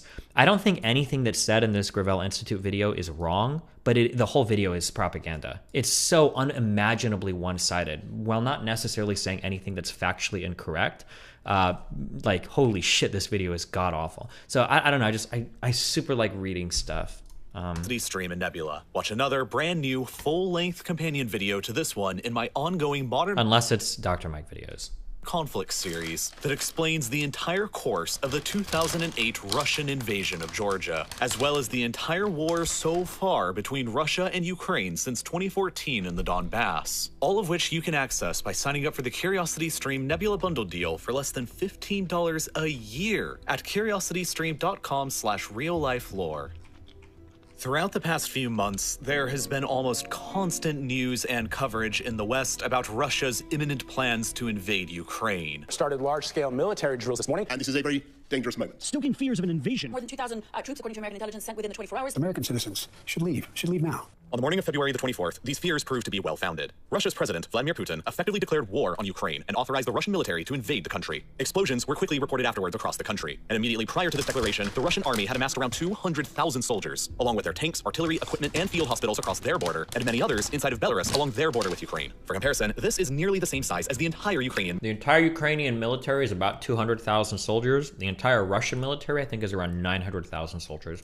Military, and about the same number of troops sent by the United States when invading Iraq in 2003. This is certainly large enough to be an effective invasion force. Even further, the Russian government has recognized the independence of the two breakaway states inside of Ukraine, Donetsk and Luhansk, and ordered Russian troops inside of both. When factoring in the Russian military presence already stationed in Crimea, you can quickly begin seeing that the Russians have Ukraine almost entirely surrounded. And now that war has broken out, it has the potential to unleash the most serious conflict seen in Europe since the Second World War. And the biggest question on everybody's mind this entire time has been this: what exactly does Vladimir Putin and Russia want with Ukraine? And the answer is, of course, it's complicated. The origins of what Putin wants today are rooted in what happened more than 3 decades ago, back in the early 1990s, when the Soviet Union first collapsed. For centuries before this event, whether as part of the Soviet Union or the Russian Empire, the modern countries we know of today as Russia, Ukraine, Belarus, and others had all been a part of the same country, and their people had largely moved between all of them across generations. These places are all deeply and intimately connected by their shared history, and for decades, that history involved being widely recognized as one of the world's most dominant and formidable global superpowers. But all that changed in late 1991, when suddenly the sweeping United Empire that had existed in some form or another for centuries collapsed and left in its place 15 newly independent republics. Today, the largest of them, Russia, has only half of the population that the former United Soviet Union had, and she possesses an economy that's only moderately larger than Spain's, a country with only a third of the population that ceased being a great power back in the 18th century. At the same time, the massive amounts of territories that were once dominated from the central government in Moscow have been shrinking almost continuously ever since. During the Cold War, there were two rival competing military alliances on the European continent: the North Atlantic Treaty Organization, or NATO, in the west, and the Warsaw Pact in the east. Moscow didn't outright rule the countries of the Warsaw Pact, but they were effectively locked into Moscow's orbit as thralls or puppet states. From Moscow's perspective, these states provided a massive buffer against any potential military incursion from their primary Cold War rivals to the west in NATO. You see, from the Netherlands in the west to the Ural Mountains in the east, this whole part of Europe is dominated by a geographic feature called the North European Plain. Almost entirely flat, the plain is shaped like a funnel, with a very narrow width in northern Germany, but with a mouth that opens up increasingly wider as it approaches the Ural Mountains. As the open plain gets wider across the east, it becomes increasingly difficult to defend across its entire length. And as a result, from the perspective of any regime based in Moscow, regardless of the time period and regardless of the ideology, it is imperative to expand control westwards across as much of this open plain as possible in order to narrow the gap that they need to defend in the event of a conflict with the West. During the Cold War, the control of this plain by a regime in Moscow was at its greatest historical extent and was exerted either outright or by proxy from the Urals all the way through East Germany, and the entire wider section of the funnel was firmly controlled by Moscow, with Austria and Finland remaining neutral and Yugoslavia a non-aligned communist state. The only fronts that Moscow at the time had to truly worry about against NATO were across the Sudeten Mountains, the Black Sea, and a narrow line across the North European Plain in central Germany, all easily defensible positions. Any invasion of the Soviet world from the West across these geographic frontiers would have been incredibly difficult. But in the 30 years since 1991, the situation has changed dramatically against Moscow's favor. Today, the former Warsaw Pact territories of East Germany, Poland, Czechoslovakia, Hungary, Romania, and Bulgaria are all a part of NATO, while the former Soviet republics themselves of Lithuania, Latvia, and Estonia all are as well. This reality has pushed the NATO front lines significantly further to the east, across the wider section of the North European Plain, and has separated Russian territory between the mainland and the Kaliningrad exclave here, across what's known as the Suwalki Gap. If you're sitting in the Kremlin in Moscow and you still believe that NATO is a hostile military alliance, or could become one in the future, then this situation understandably looks pretty grim. But it's not totally lost yet. In the years following the breakup of the Soviet Union, many of the newly independent republics established and joined their own military alliance called the Collective Security Treaty Organization, or CSTO, which in Europe consists of Russia, Belarus, and Armenia, but not Ukraine, which has remained a sort of neutral zone between NATO in the west and the CSTO in the east. And now, within this lens, you can easily see why Ukraine is currently and always will be a geographic core interest to Moscow. If Ukraine is within Moscow's orbit, then it pushes the CSTO's and Moscow's defensive lines to the Carpathian Mountains in the southwest, and it narrows their exposure across the North European Plain to only the eastern border of Poland. And while the Baltic states do lie across the plain as well, CSTO forces could easily encircle them by rapidly advancing across the narrow Suwalki Gap between Kaliningrad and Belarus, and cut them off from the rest of NATO, meaning that they aren't as grave of a geographical threat. Conversely, however, if Ukraine became a NATO member state, it would surge the NATO front lines far beyond the Carpathian Mountains and far across the wider section of the North European Plain, and place the new defensible front line across nearly 2,300 kilometers of open, hard-to-defend, flat land, the easternmost section of which would only be a little Here's more... the only thing I don't understand about stuff like this. People talk about, like, the geography, right? Like,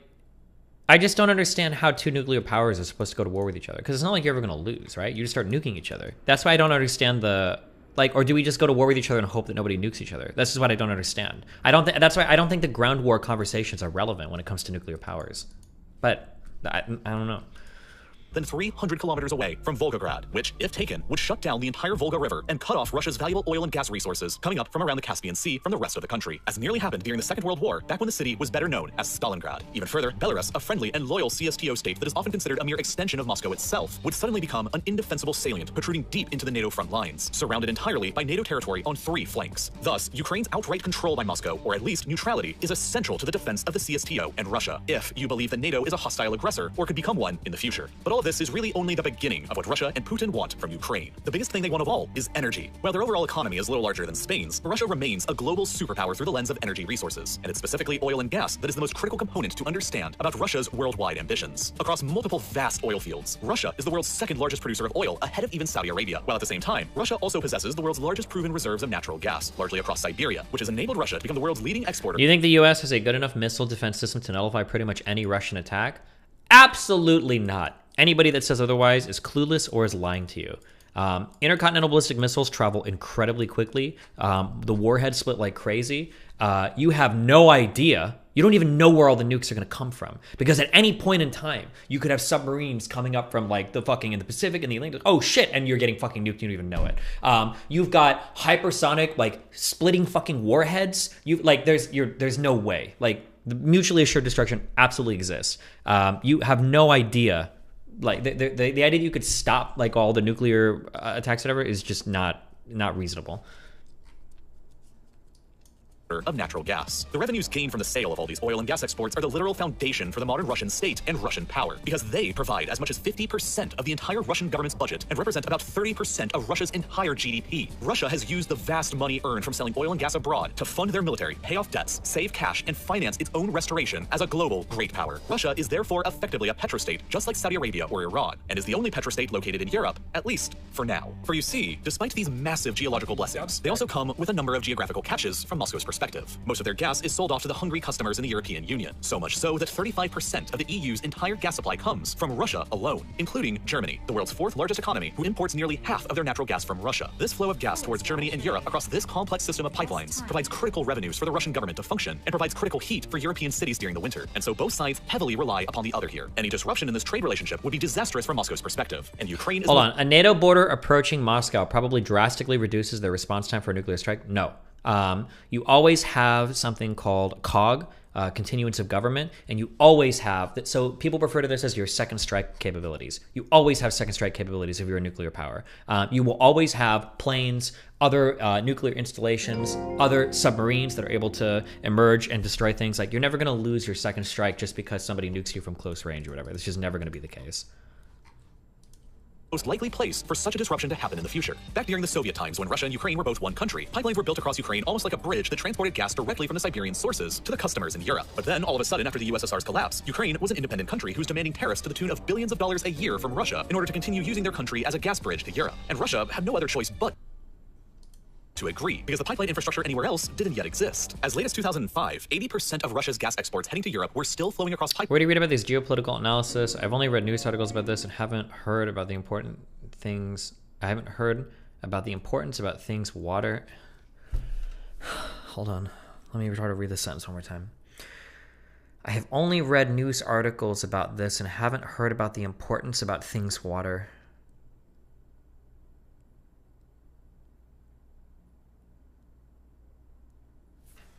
I can't do this. I'm on no sleep. I'm sorry.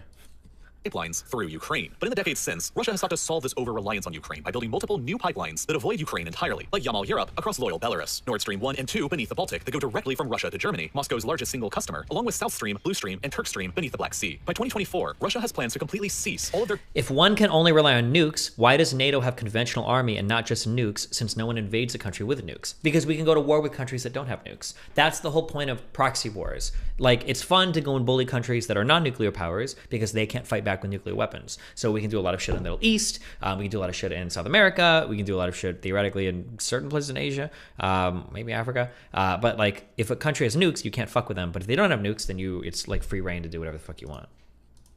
gas exports through Ukraine entirely, and the government will save billions of dollars in tariffs as a result. But that is hardly what has been so threatening about Ukraine recently. Significantly more menacing to the perspective of Moscow was the discovery for the first time in early 2012 that Ukraine's exclusive economic zone within the Black Sea may contain more than 2 trillion cubic meters worth of natural gas, largely concentrated around the Crimean Peninsula. To make matters even more interesting, further technological advancements in the early 2010s that enabled the successful drilling of natural gas and oil from shale rock unlocked the potential shale gas hotspots for Ukraine around Donetsk and Kharkiv in the east and around the Carpathians in the west. Beginning in 2012, there was suddenly a very real possibility that almost out of nowhere, Ukraine had the world's 14th largest reserves of natural gas. Wait, then isn't the incentive to always have nukes? If everyone has nukes, no one goes to war. Exactly. That's the whole point.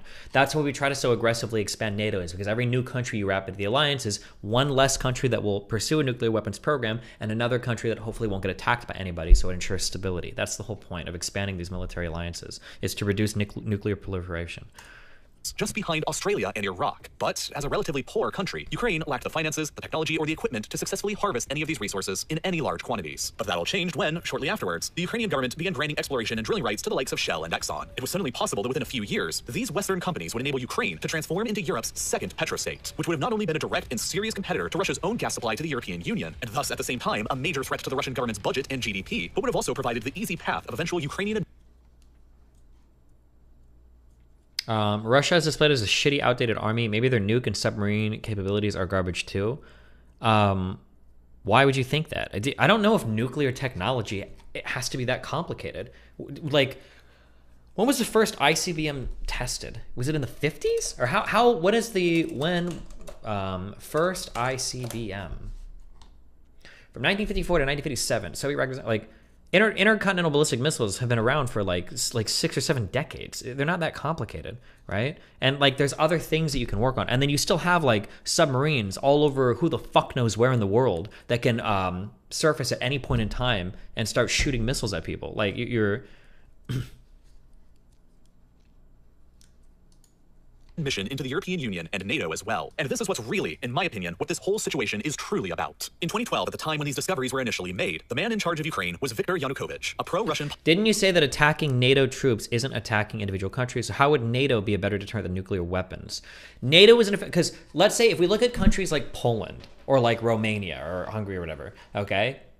These are countries that if you start having a little bit of a problem in your country and you're bordering Russia might look at you and be like, hey, I think there's an opportunity here for me to go in and take some shit from you. I'm going to go fuck your shit up. But if you're in NATO, Russia can't send troops in or funnel weapons over or send like military assistance or whatever to these groups or whatever, right?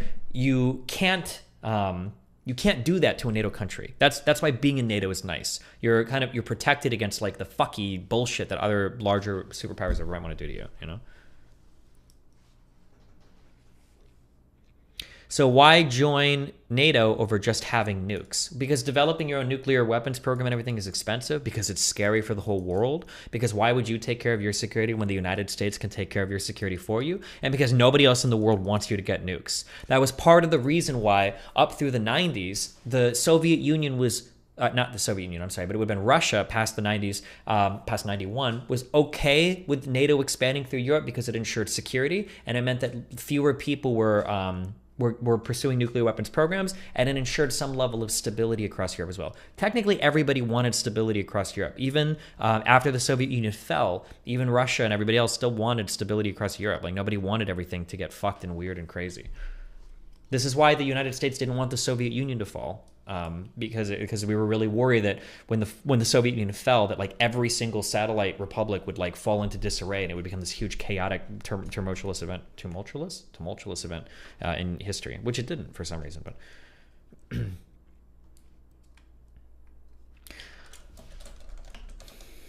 hold on, this guy is like hardcore schizo, super schizo posting in chat.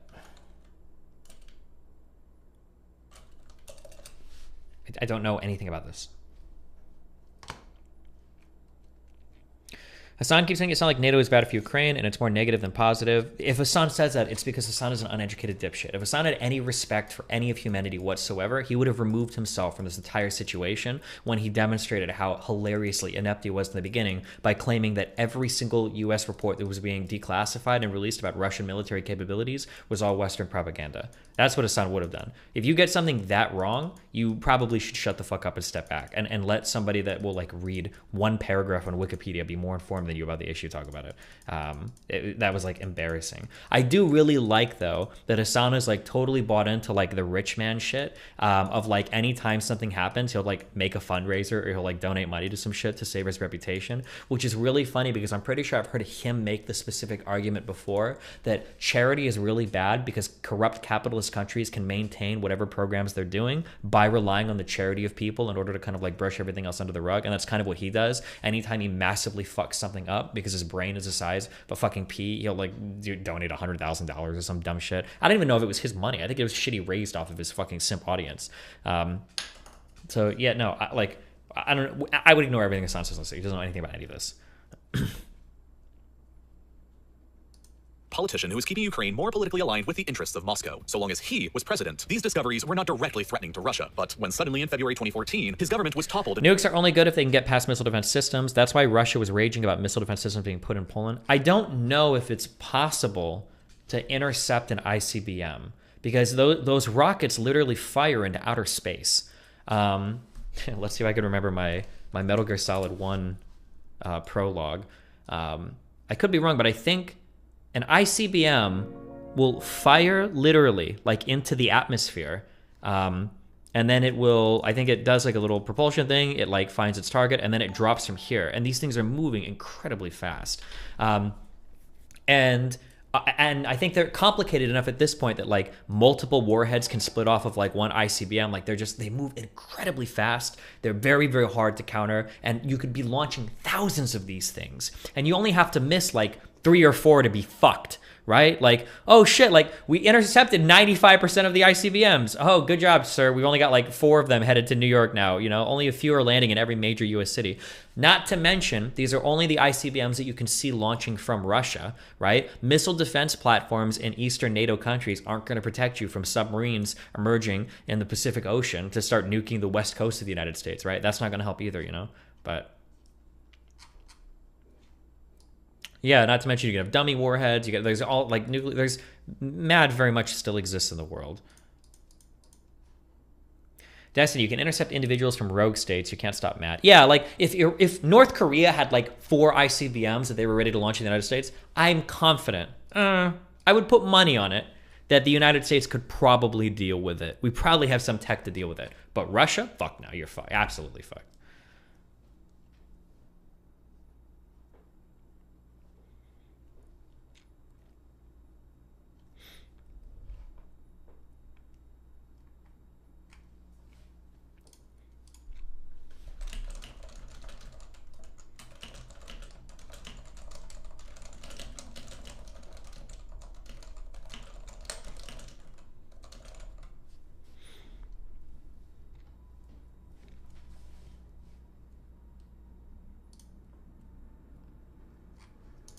In a pro-EU and pro-Western revolution in Kiev, Moscow was very quick to take the opportunity to invade some of Ukraine, seize the Crimean Peninsula, and annex it in the name of historical claims and protecting ethnic Russians. But by seizing Crimea, the Russians also took direct control of 2/3 of Ukraine's coastline, and by extension, the vast majority of Ukraine's maritime exclusive economic zone. And most critically, an estimated 80% of Ukraine's potential. Wait, somebody said, are these nukes not getting so old that they'd be unreliable? Did they really design these missiles to last forever? I think, isn't it all pretty simple tech?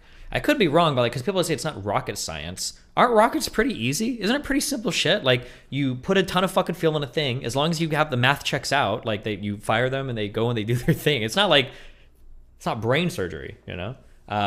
Nukes decay over time. I don't know if fissionable material in a nuclear missile decays in a way that is adverse to the. I don't know, but all of these countries can enrich probably their own nuclear materials anyway. So it's like I'm sure they maintain their weapons and everything too. Yeah.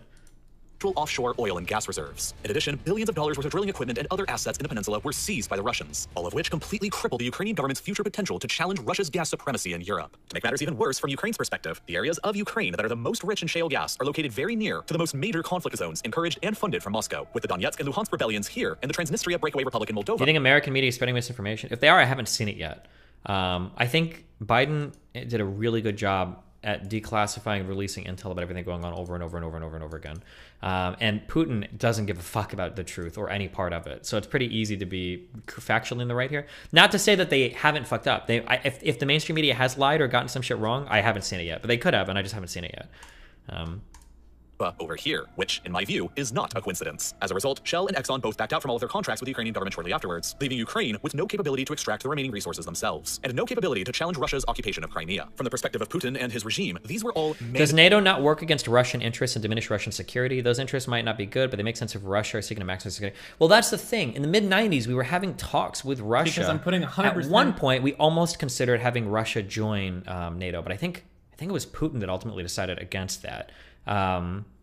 But like NATO can also serve to can serve to strengthen Russian security interests as well.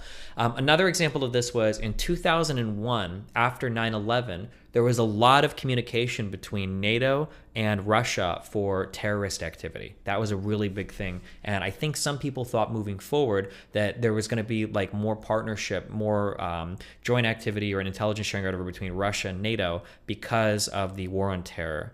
But I think for reasons like that started to fall apart, and yeah.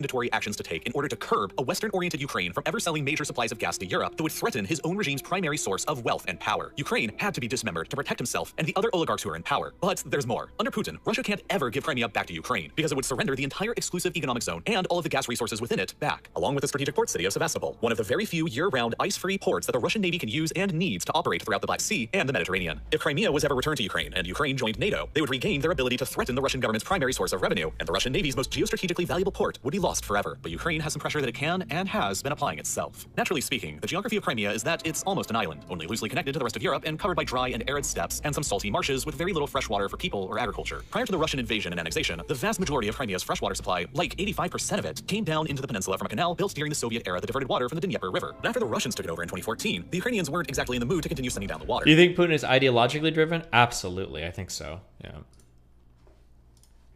And they filled up the canal within their remaining borders to the north with cement and blocked the flow of all this water down into the now Russian-occupied Crimea. As a result, Crimea has ever since been essentially dying a death from 1,000 cuts, as it steadily recedes back into the dry and arid steppe of history, while modern climate change is only making everything even worse, as 2020 was the driest year ever on record in Crimea since record keeping began 150 years ago. As a result, the Russian government is struggling to maintain its hold. The capital city— Wait, why? Okay, hold on. Why is this guy mad at me saying MERV?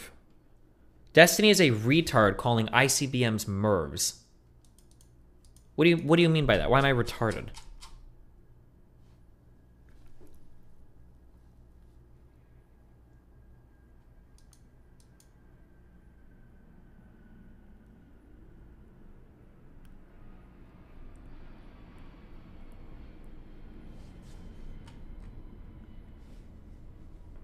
ICBMs, you were calling multiple warheads ICBMs. Okay, an ICBM is not a warhead. An ICBM is just a delivery vehicle. My understanding is that you could put a MERV on an ICBM. Is that not true? An ICBM is just a rocket. You can crash a rocket, anything. You can put a space shuttle in an ICBM. An ICBM is just a rocket, it flies. Fucking dubstep. But a MERV is a it's like a multiple re-entry vehicle. I don't remember what the fucking acronym is. But my understanding is you can put a MERV, like MERV warhead can go on top of an ICBM, or a nuke can go on top of an ICBM, or a conventional rocket or missile can go on top of an ICBM or some sort of explosive. But an ICBM doesn't mean anything. Like bombing wise. ICBM is just a rocket. It flies. That's just like I think didn't Sputnik? I think somebody checked it. Didn't Sputnik go up on an ICBM? Destiny, you're just wrong. Giga Chad. ICBM just means long-range missile. ICBM means intercontinental ballistic missile. An ICBM is a vehicle that is capable of traveling, I don't know what the minimum length is, but like, I think anywhere around the world, basically. If you have an ICBM, the idea is that it can go anywhere. But you can put a MIRV warhead, I believe, can go on top of a ICBM. I feel like I've outpaced. Let's just, why am I arguing about this? MIRV, ICBM. We'll just look it up. Maybe MIRV has its own rocket system. Okay, I don't know. The United States was the first country to develop MIRV technology, deploying a MIRVed ICBM in 1970. Okay, there. So fuck you. Suck my dick. Okay? Shut the fuck up. You're the retard. Okay. I don't know why we're watching this, okay? City Simferopol's reservoir is today less than 7% full, and the city has been having to ration water supplies. Even after the Russians built a nearly $4 billion bridge across the Kerch Strait here to connect the peninsula over to the Russian mainland, shipping in water is difficult, and life for the more than 2 million people on the peninsula is getting harder after the annexation, not better. The Russian government is having to spend billions of dollars a year to financially prop up Crimea, and it's largely all because of this canal being shut down by the Ukrainians over on the other side. And Ukraine is obviously not in any kind of mood to open it back up again. As a result, the current crisis in Ukraine can also be seen through the lens of climate and water conflict, and it's one of the biggest reasons why Russia is doing what it's doing now. The current Prime Minister of Ukraine, Volodymyr Zelensky, has stated on multiple occasions that the primary goal going forward for the Ukraine... Ukraine... in 5 minutes? Yeah, it is. I'm just waiting for that, and I'm going to sleep. I'm fucking tired, okay?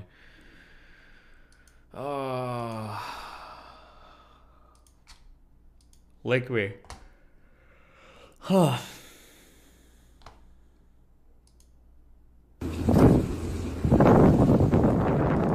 Nice microphone, dude.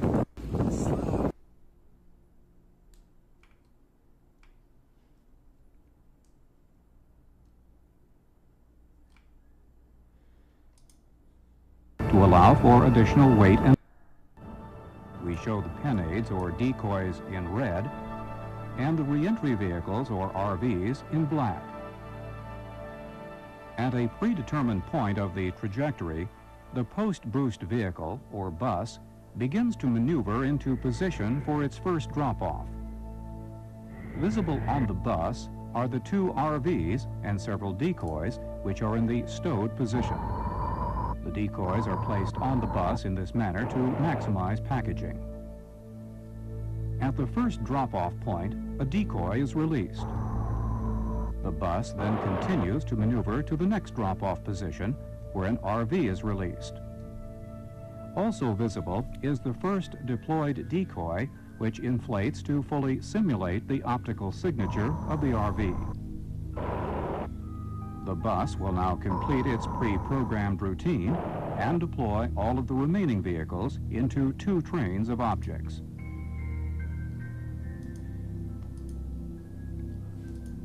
The decoys and RVs are optically... I have an important message for you guys. Obama. Indistinguishable as they travel in the exo-atmosphere. Thank you, Steven. When the reentry train reaches the endo-atmosphere, the pyro motors on the vehicles ignite. The exo-replication inflatable splits in half and peels away. At the same time, the RV shroud, which is composed of the same materials as the decoy inflatable, also splits in half and separates concurrent with motor ignition.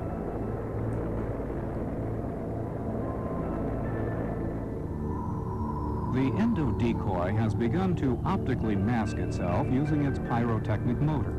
Inside the motor, we see the twin-stage configuration with the grain burning on the first stage, followed by the second stage at a predetermined time.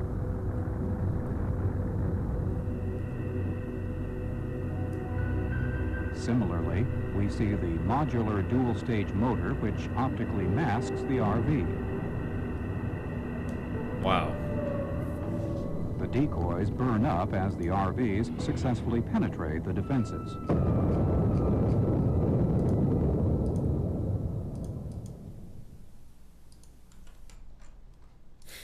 What is this?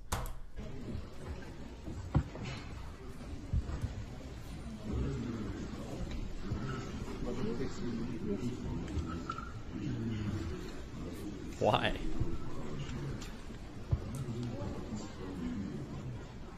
Oh, League of Levers. I got it.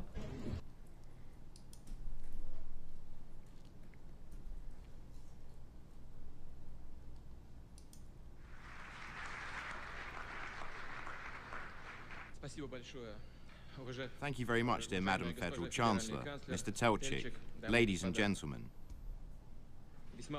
I am truly... Weiner and Jonathan Capehart, and we will be coming back to talk with the two of you after the President's State of the Union. We thank you both. And to all of you who are watching, please stay with us. Our coverage of President Biden's State of the Union continues in just a moment, right here on PBS. This program was made possible by contributions to your PBS station from viewers like you. Thank you. Thank you, dude. Thank you, man.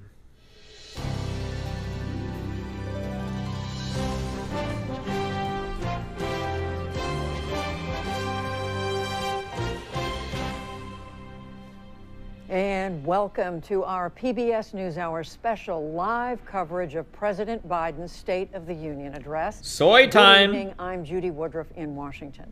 The president is going to be arriving at the U.S. Capitol, the House chambers momentarily.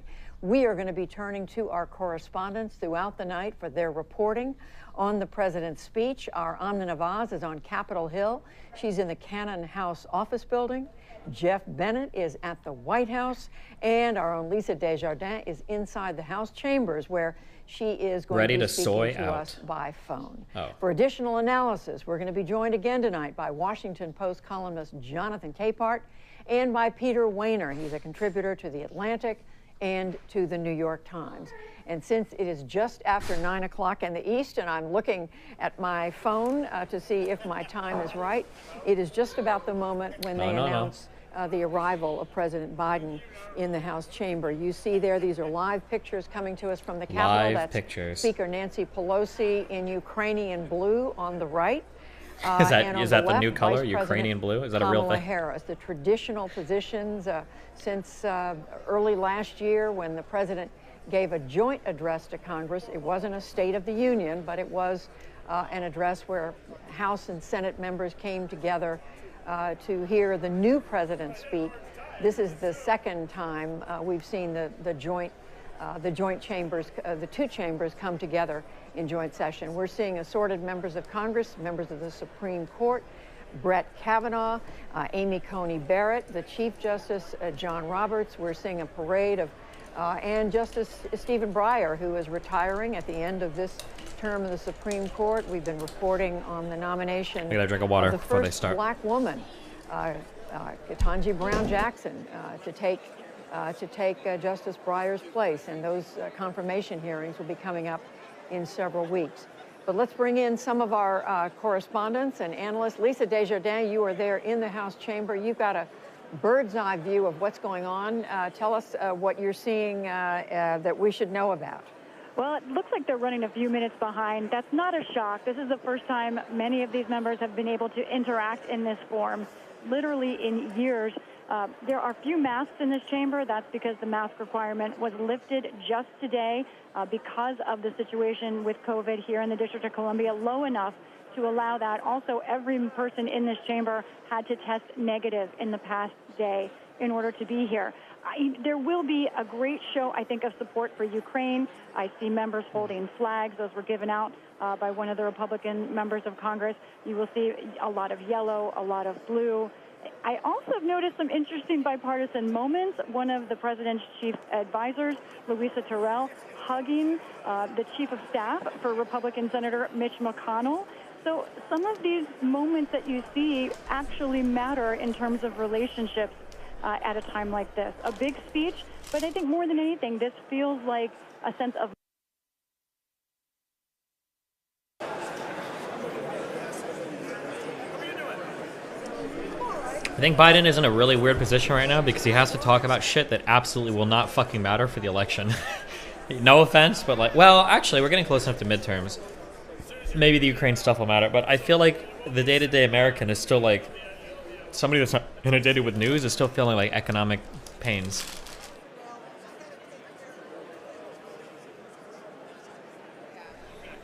CNN is gonna get you banned. Isn't it just like, it's just a camera feed? Isn't it like a... Take over cities. All right, PBS it is. And as they've said, their goal is to take over the government. We are still waiting for President Biden. We're keeping an eye out on the House chamber, waiting for President Biden to arrive. Amna Nawaz.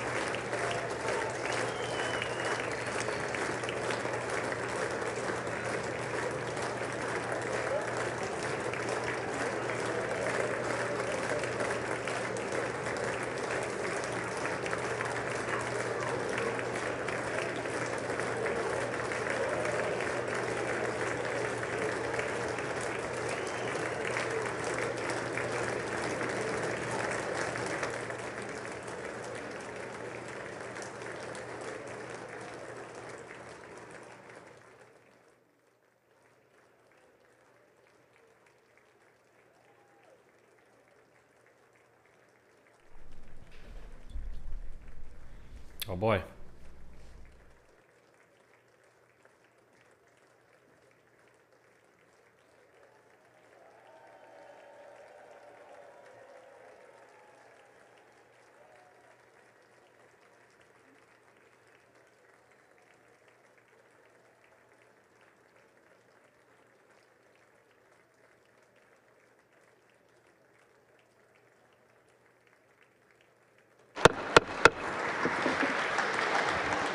Members of Congress, I have the high privilege and distinct honor of presenting to you the President of the United States.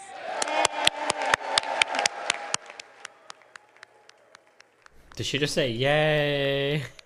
Did I hear that? Am I crazy?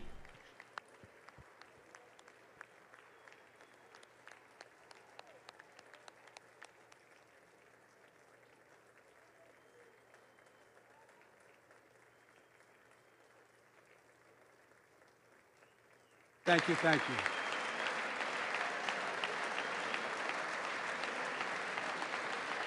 Thank you all very much. Thank you, General. Thank you. Thank you. Thank you all very, very much. Thank you. Please. Thank you so much. Madam Speaker, Madam Vice President, our First Lady and Second Gentleman, members of Congress and the Cabinet, Justice of the Supreme Court, my fellow Americans. Last year, COVID-19 kept us apart. This year, we're finally together again. Tonight,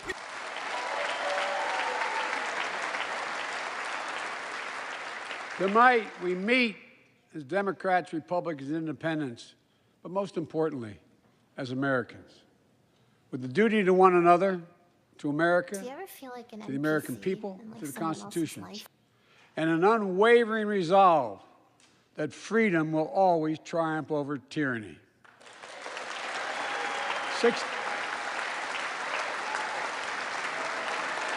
Thank you.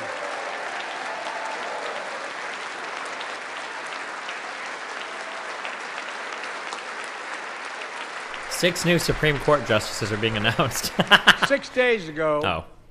Russia's Vladimir Putin sought to shake the very foundations of the free world, thinking he could make it bend to his menacing ways.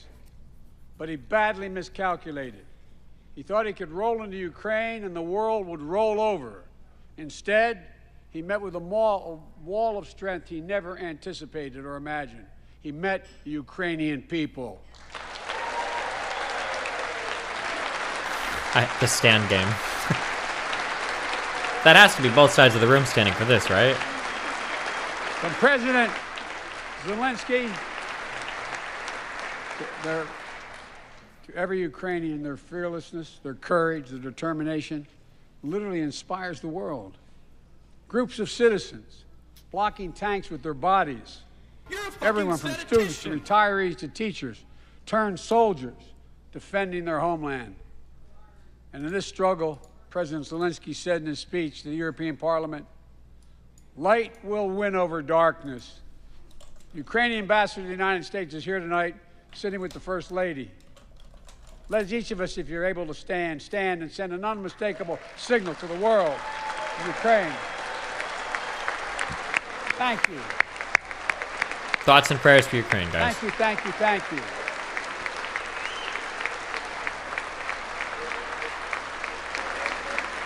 What is this dress? This is outrageous. What? She's bright, she's strong, and she's resolved.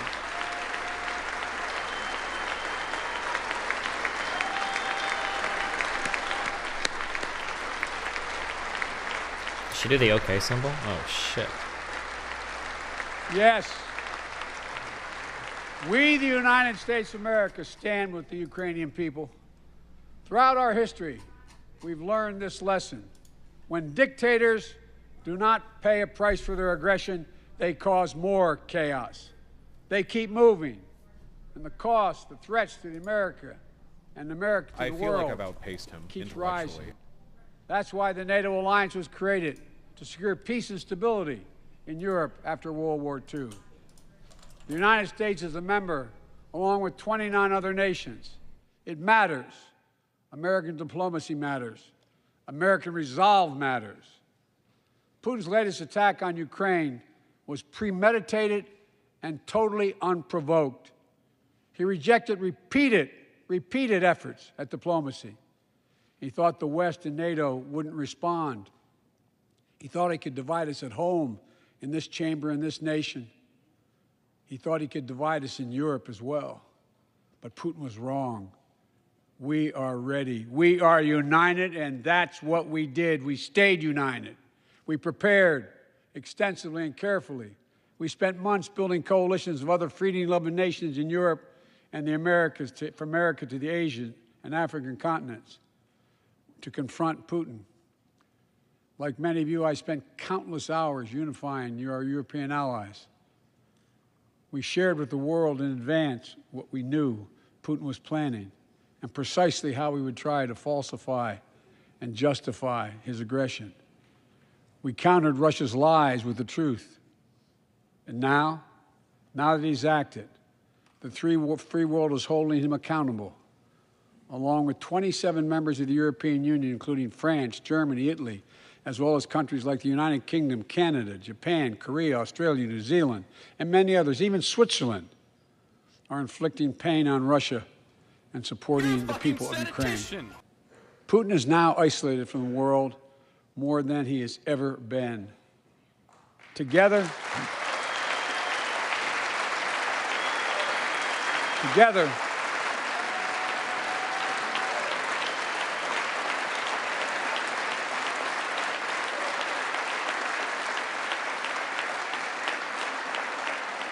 along with our allies, we are right now enforcing powerful economic sanctions. We're cutting off Russia's largest banks from the international financial system, preventing Russia's central bank from defending the Russian ruble, making Putin's $630 billion war fund worthless. We're choking Russia's access. We're choking Russia's access to technology that will sap its economic strength and weaken its military for years to come. Tonight, I say to the Russian oligarchs and the corrupt leaders who bilked billions of dollars off this violent regime no more. The United States, I mean it.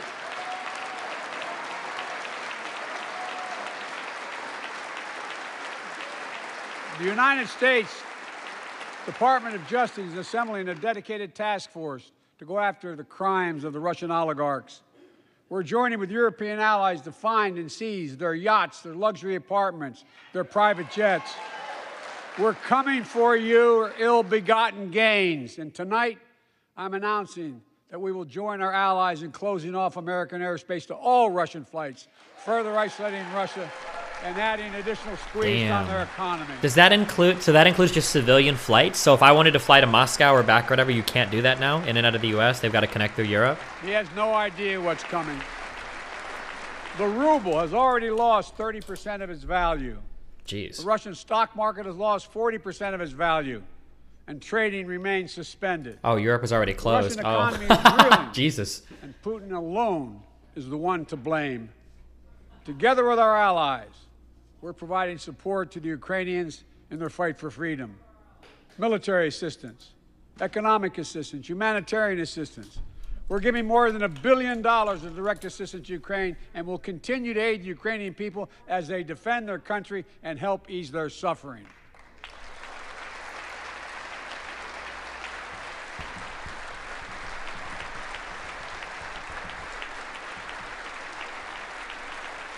But let me be clear.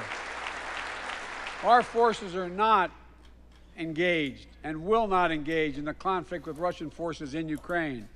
Our forces are not going to Europe to fight Ukraine, but to defend our NATO allies in the event that Putin decides to keep moving west. For that purpose, we have mobilized American ground forces, air squadrons, ship deployments to protect NATO countries including Poland, Romania, Latvia, Lithuania, and Estonia. And as I've made crystal clear, the United States and our allies will defend every inch of territory that is NATO territory with the full force of our collective power. Every single inch. This was already all known and announced. Wait, why did these guys not clap? Do they never clap because they're military, or are they like ass mad? And we're clear-eyed. The Ukrainians are fighting back with pure courage. But the next few days, weeks, and months They never clap? will be hard on them. Putin has unleashed violence and chaos. But while he may make gains on the battlefield, he'll pay a continuing high price over the long run. And a pound of Ukrainian people, the proud, proud people, pound for pound, ready to fight with every inch of energy they have. They've known 30 years of independence, have repeatedly shown that they will not tolerate anyone who tries to take their country backwards. To all Americans, I'll be honest with you, as I always promised I would be. A Russian dictator invading a foreign country has cost around the world. And I'm taking robust action to make sure the pain of our sanctions is targeted at the Russian economy, and that we use every tool at our disposal to protect American businesses and consumers. Tonight, I can announce the United States has worked with 30 other countries to release 60 million barrels of oil from reserves around the world. America will lead that effort, releasing 30 million barrels of our own strategic petroleum reserve. And we stand ready to do more if necessary. Okay, hold on. I've never understood this real quick. I'm sorry. People talk about like our strategic reserves or whatever. So the US, I don't remember how much we have in reserves, but we use like 20 million barrels a day. Does releasing 30 million barrels really help? Does it like alleviate prices for like 7 days, or unite it with our allies? These steps will help blunt gas prices here at home. But I know news about what's happening can seem alarming to all Americans. But I want you to know we're going to be okay. We're going to be okay. When the history of this era is written, Putin's war in Ukraine will have left Russia weaker and the rest of the world stronger. While it's about percent change in prices. While it shouldn't have taken something so terrible for people around the world to see what's at stake, now everyone sees it clearly. We see the unity among leaders of nations, a more unified Europe, a more unified West. We see unity among the people who are gathering in cities and large crowds around the world, even in Russia, to demonstrate their support for the people of Ukraine. In the battle between democracy and autocracies, democracies are rising to the moment. and the world is clearly choosing the side of peace and security. This is the real test, and it's going to take time. So let us continue to draw inspiration from the iron will of the Ukrainian people. To our fellow Ukrainian Americans who forged the deep bond that connects our two nations, we stand with you. We stand with you. Putin may circle Kyiv with tanks, but he'll never gain the hearts and souls of the Iranian people. He'll never extinguish their love of freedom, and he will never weaken the resolve of the free world. What'd that guy scream?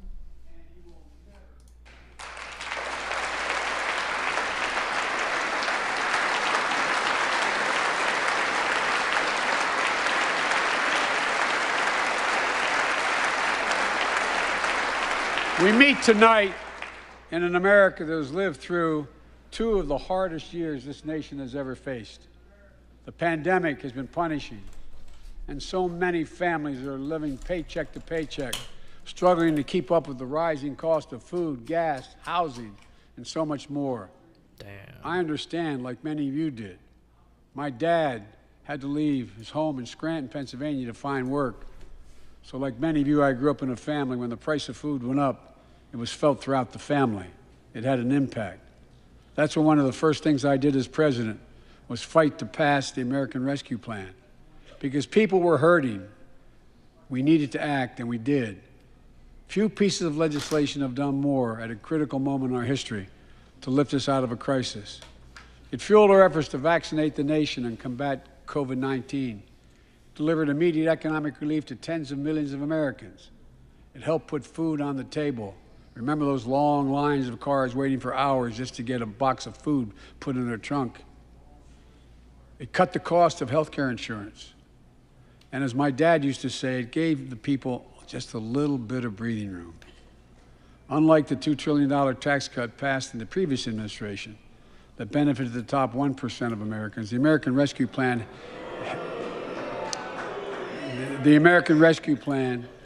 Wait, what did they vote? Hold on. And left no one behind. Was that Republicans getting ass mad?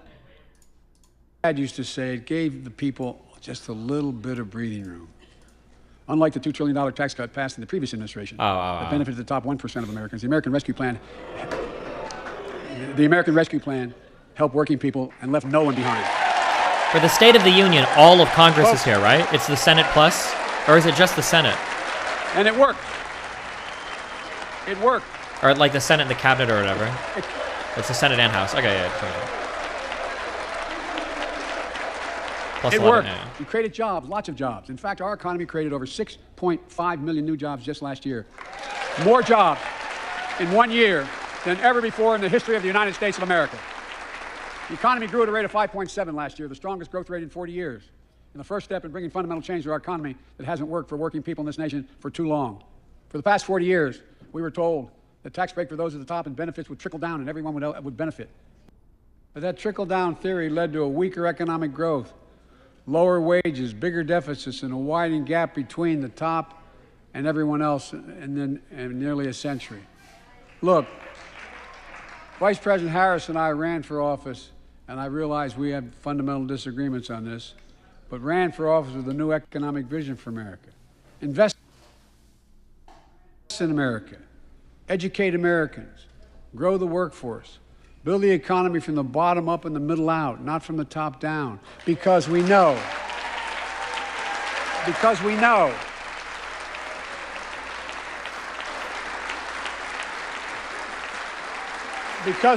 when the middle class grows, the poor have a way up and the wealthy do very well. America used to have the best roads, bridges, and airports on earth.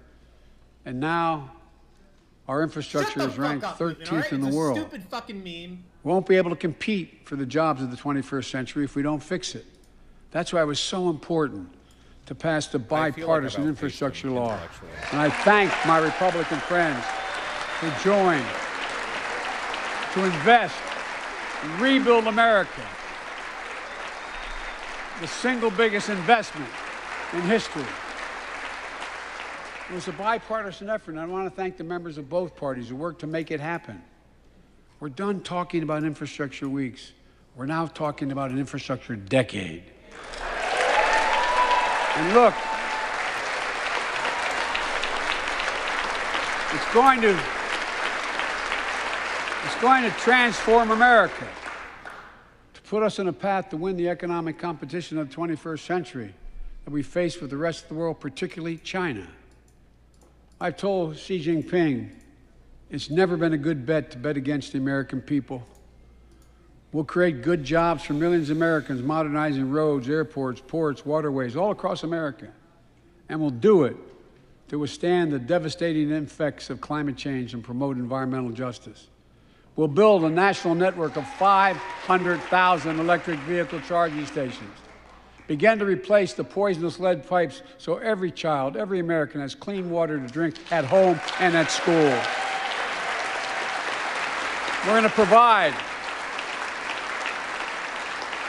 affordable, high-speed internet for every American, rural, suburban, urban, and tribal communities. 4,000 projects have already been announced. Many of you have announced them in your districts.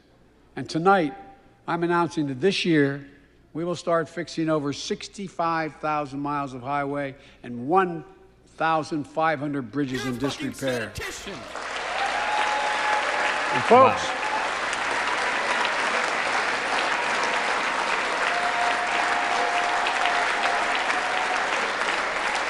when we use taxpayers' dollars to rebuild America, we're going to do it by buying America. Buy American products. Support American jobs. The federal government spends about $600 billion a year to keep this country safe and secure. There's been a law on the books for almost a century to make sure taxpayers' dollars support American jobs and businesses. Every administration, Democrat and Republican, says they'll do it, but we're actually doing it. We'll buy America to make sure everything from the deck of an aircraft carrier to the steel on highway guardrails is made in America from beginning to end. All of it. All of it. Wow. But folks, to compete for the jobs of the future, we also need a level playing field with China and other competitors. That's why it's so important to pass the Bipartisan Innovation Act sitting in Congress that will make record investments in emerging technologies and American manufacturing. We used to invest almost 2% of our GDP in research and development. We don't now. China is. Let me give you one example why it's so important to pass. If you travel 20 miles east of Columbus, Ohio, you'll find 1,000 empty acres of land. Damn. It won't look like much. But if you stop and look closely, you'll see a field of dreams. The ground playing baseball out there, future Joe? will be built. That's where Intel, the American company that helped build Silicon Valley, is going to build a $20 billion semiconductor megasite. Up to 8 state-of-the-art factories in one place. 10,000 new jobs. And in those factories, the average job about $135,000 a year. Jesus. Some of the most sophisticated manufacturing in the world to make computer chips the size of a fingertip that power the world in everyday lives. From smartphones, technology, the internet, technology is yet to be invented. But that's just the beginning. Intel CEO Pat Gelsinger, who was here tonight, I don't know where Pat is. Pat, there you go, Pat, stand up. Stand up, Pat. Pat. Get up, Pat. Pat came to see me and he told me they're ready to increase their investment from $20 billion to $100 billion. That would be the biggest investment in manufacturing in American history. And all they're waiting for is for you to pass this bill. So let's not wait any longer. Send it to my desk, I'll sign it, and we'll really take off in a big way. And folks, Intel is not alone. There's something happening in America. Just look around and you'll see an amazing story. The rebirth of pride that comes from stamping products made in America. The revitalization of American manufacturing. Companies are choosing to build new factories here when just a few years ago they would have gone overseas. That's what's happening. Ford is investing $11 billion in electric vehicles, creating 11,000 jobs across the country. GM is making the largest investment in its history, $7 billion to build electric vehicles, creating 4,000 jobs in Michigan.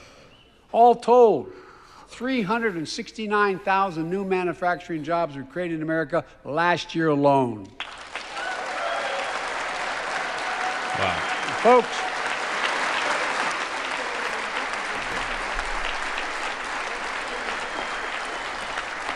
powered by people I've met like JoJo Burgess from generations of union steelworkers in Pittsburgh, who's here with us tonight. Where are you, JoJo?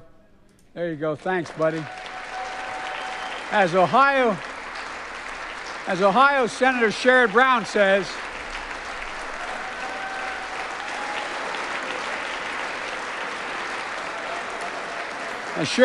says, it's time to bury the label Rust Belt.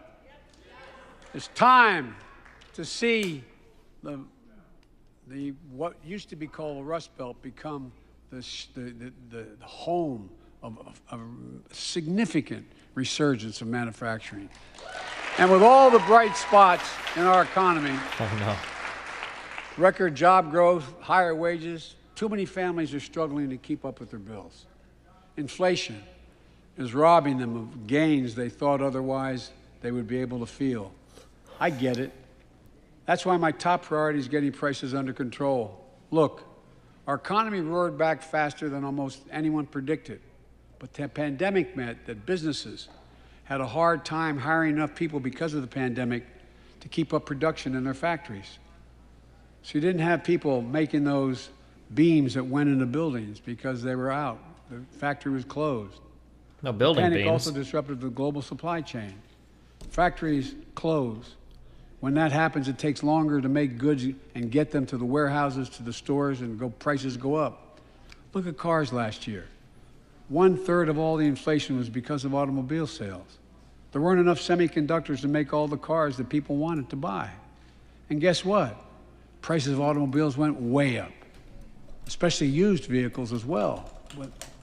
And so we have a choice.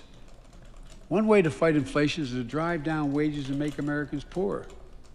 I think I have a better idea to fight inflation. Lower your costs, not your wages.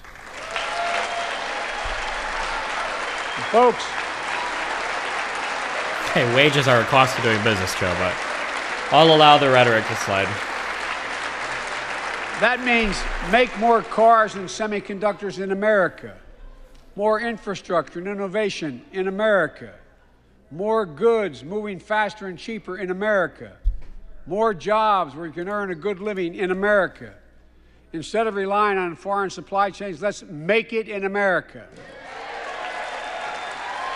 Look, economists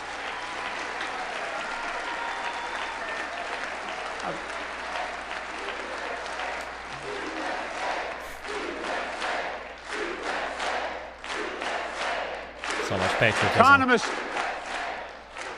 call this increasing the productive capacity of our economy. I call it building a better America. Corona Joe. Oh, My no. plan to fight inflation will lower your cost and lower the deficit. 17 Nobel laureates in economics said my plan will ease long-term inflationary pressures. Top business leaders, and I believe most Americans support the plan. And here's the plan. First, cut the cost of prescription drugs.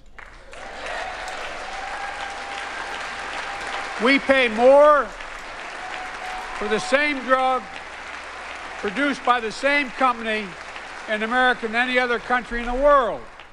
Just look at insulin. 1 in 10 Americans has diabetes. In Virginia, I met a 13-year-old boy, the handsome young man standing up there, Joshua Davis. He and his dad both have type 1 diabetes. which means they need insulin every single day. Insulin costs about $10 a vial to make. That's what it costs the pharmaceutical company. But drug companies charge families like Joshua and his dad up to 30 times that amount. I spoke with Joshua's mom. Imagine what it's like to look at your child Because who I'm needs putting insulin to 100%. stay healthy and have no idea how in God's name you're going to be able to pay for it. Just give them your insulin. What it does to your family. Inject it. But what it does to your Not dignity. like that, sorry. Your ability to look your child in the eye. To be the parent you expect yourself to be. I really mean to think about that. That's what I think about. You know, yesterday, Joshua's here tonight, but yesterday was his birthday. Happy birthday, buddy, by the way. For Joshua. Who is this guy related to again? 200,000 other young people with type 1 diabetes. Why is he here? Let's cap the cost of insulin at $35 a month. So everyone can afford it. And drug companies will do very, very well, their profit margin. While we're at it, I know we have great disagreements on this floor of this. Let's let Medicare negotiate the price of prescription drugs.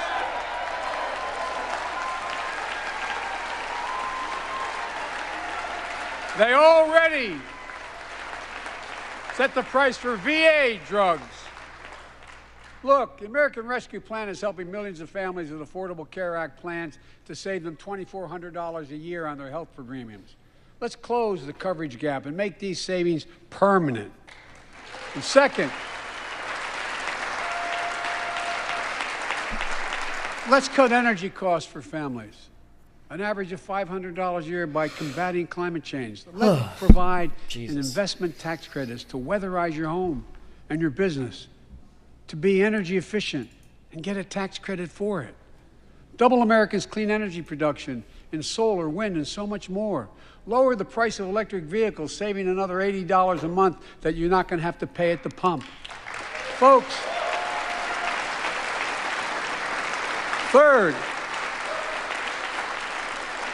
the third thing we can do to change the standard of living for hardworking folks is cut the cost of child care.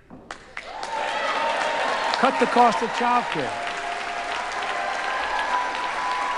Wow. Folks, if you live in a major city in America, you pay up to $14,000 a year for child care per child. Jesus. I was a single dad for 5 years, raising 2 kids. I had a lot of help, though. I had a mom, a dad, a brother, and a sister that really helped. But middle class and working folks shouldn't have to pay more than 7% of their income to care for the young children. My plan would cut the cost of child care in half for most families and help parents, including millions of women who left the workforce during the pandemic because they couldn't afford child care, to be able to get back to work, generating economic growth. But my plan doesn't stop there. It also includes home and long-term care, more affordable housing, pre-K for 3- and 4-year-olds. All these will lower costs for families. And under my plan, nobody, let me say this again, nobody earning less than $400,000 a year will pay an additional penny in new taxes. Not a single penny. Pre-K for 3-year-olds? Damn, can you imagine a classroom full? That would be a nightmare. Holy shit. I may be wrong, but my guess is if we took a secret ballot in this floor, that we'd all agree that the present tax system ain't fair. We have to fix it. I'm not looking to punish anybody, but let's make corporations and wealthy Americans start paying their fair share. Look, last year,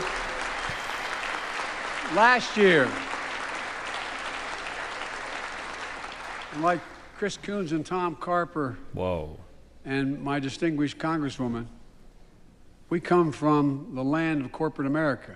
There are more corporations incorporated in America than every other state in America combined. And I still won 36 years in a row. The point is, even they understand they should pay just a fair share. Last year, 55 of the Fortune 500 companies earned $40 billion in profit and paid zero in federal taxes.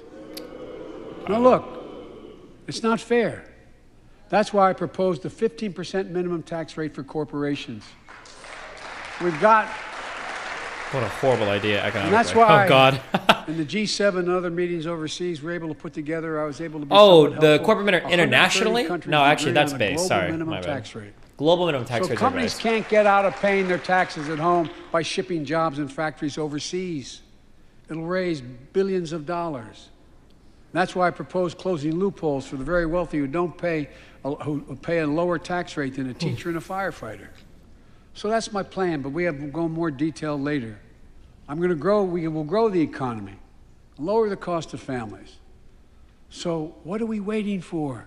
Let's get this done. We all know we've got to make changes. Clapper. Folks,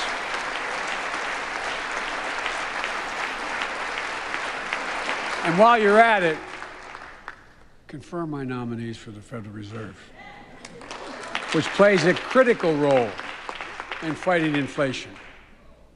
My plan will not only lower costs and give families a fair shot, it will lower the deficit. The previous administration not only ballooned the deficit with those tax cuts for the very wealthy and corporations, it undermined the watchdogs, the job of those to keep pandemic relief funds being wasted. Remember we had those debates about whether or not those watchdogs should be able to see every day how much money was being spent, where was it going to the right place? But in my administration, the watchdogs are back. And we're going to go after the criminals who stole billions of relief money meant for small business and millions of Americans. Tonight, I'm announcing that the Justice Department will soon name a chief prosecutor for pandemic fraud. Oh, Jesus. And look. Is there really enough to justify it? I think we all agree. Thank you. By the end of this year, the deficit will be down to less than half of what it was before I took office. The only president ever to cut the deficit by more than $1 trillion in a single year. Lowering your cost also meant demanding more competition. Upwards of $100 billion got stolen. Okay, well, damn. But capitalism without competition is not capitalism. Capitalism without competition is exploitation. It drives up profits.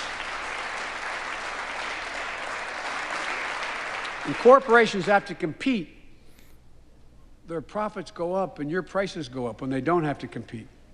Small businesses and family farmers and ranchers, I need not tell some of my Republican friends from those states. Guess what? You got 4 basic meat packing facilities. That's it. You play with them or you don't get to play at all. And you pay a hell of a lot more. A hell of a lot more because there's only 4. See what's happening with ocean carriers moving goods in and out of America. Why does he look During so the pandemic, dead inside? McConnell, come on. Half a dozen or less foreign-owned companies raised prices by as much as 1,000% and made record profits. Tonight, I'm announcing a crackdown on those companies overcharging American businesses and consumers. And folks,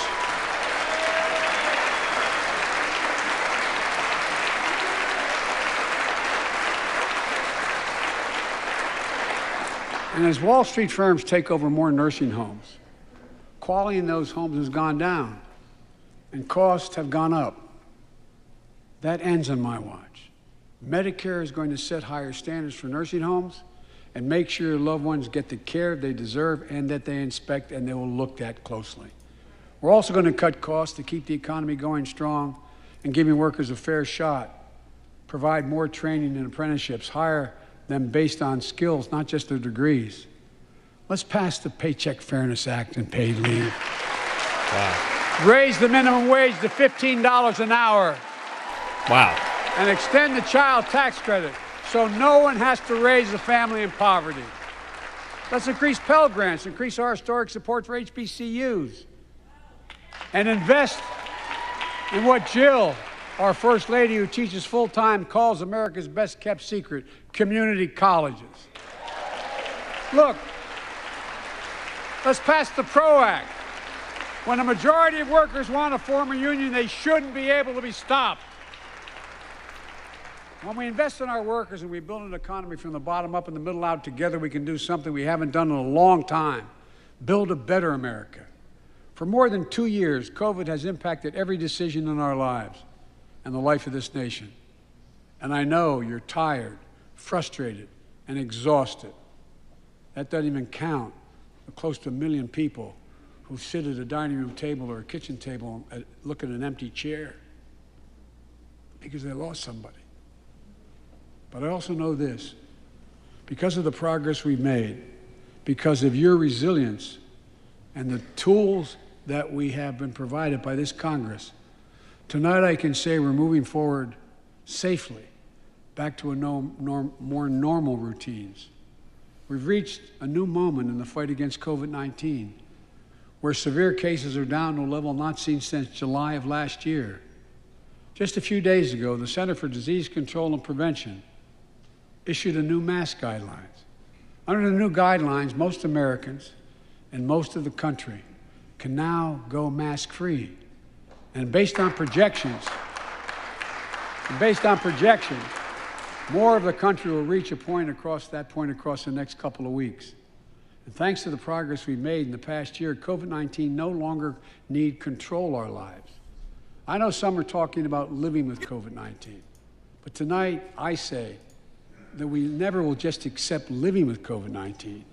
We'll continue to combat the virus as we do other diseases. And because this virus mutates and spreads, we have to stay on guard.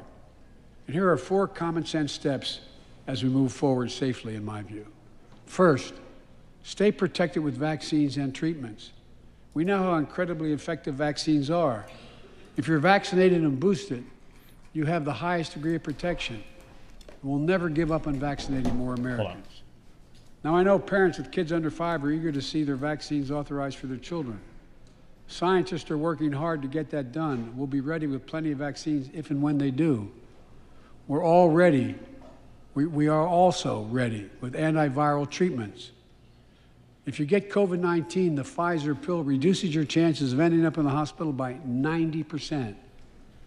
I've ordered more pills than anyone in the world has. Pfizer is working overtime to get us 1 million pills this month. Bro, I told you to hold on. And more than double that next month. And now we're launching the Test to Treat initiative.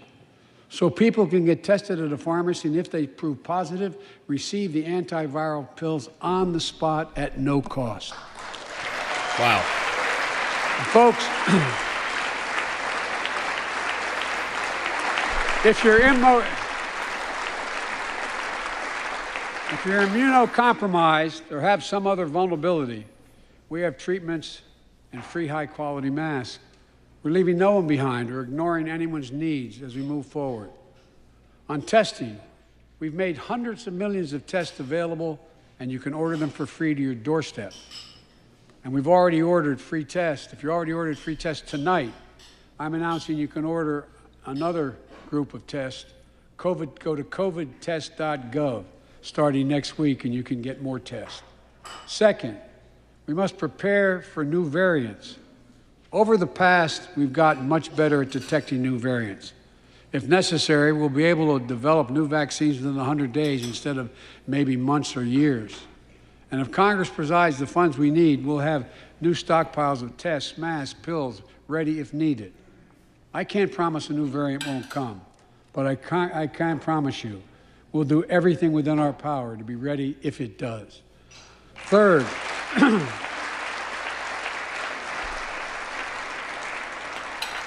we can end the shutdown of schools and businesses. We have the tools we need. It's time for America to get back to work and fill our great downtowns again with people. People working from home can feel safe and begin to return to their offices. We're doing that here in the federal government. The vast majority of federal workers will once again work in person. Our schools are open. Let's keep it that way. Our kids need to be in school.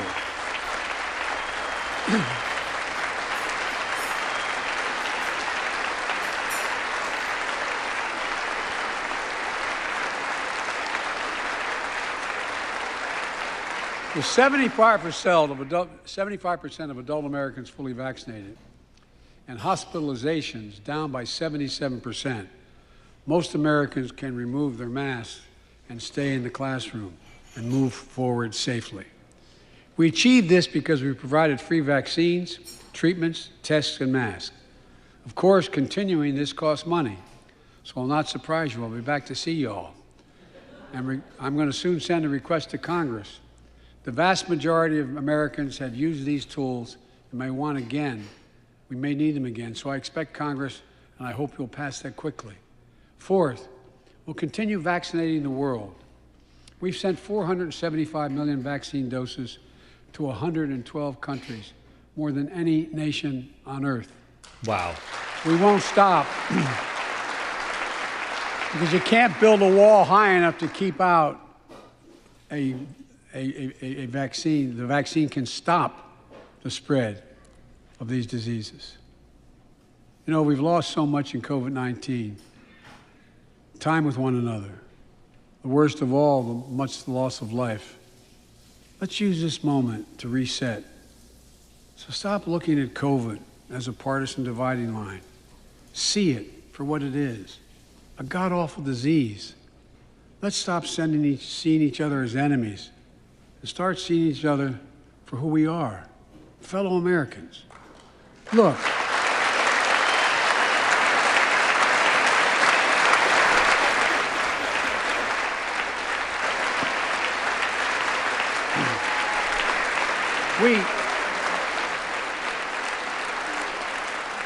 We can't change how divided we've been. It was a long time in coming. But we can change how to move forward on COVID-19 and other issues that we must face together. I recently visited New York City Police Department days after the funerals of Officer Wilbur Mora and his partner, Officer Jason Rivera. They were responding to a 9/11 call when a man shot and killed them with a stolen gun.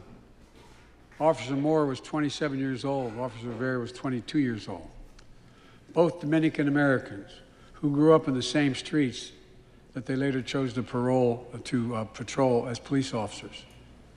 I spoke with their families, and I told them that we are forever in debt for their sacrifices and will carry on their mission to restore the trust and safety of every community deserves. Wow.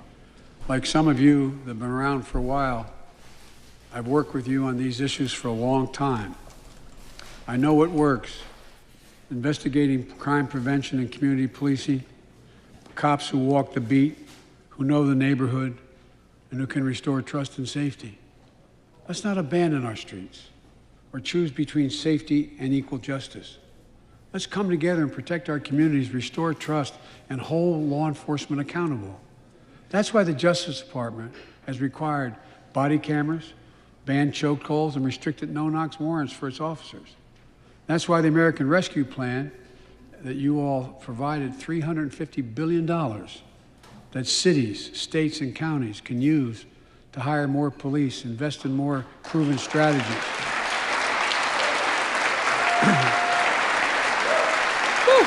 Proven strategies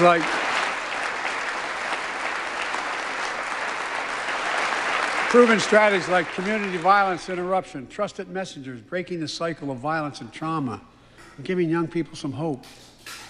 We should all agree the answer is not to defund the police, it's to fund the police.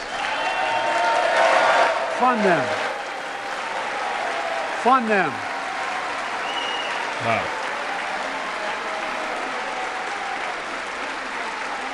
Fund them with resources and training. Resources and training they need to protect our communities.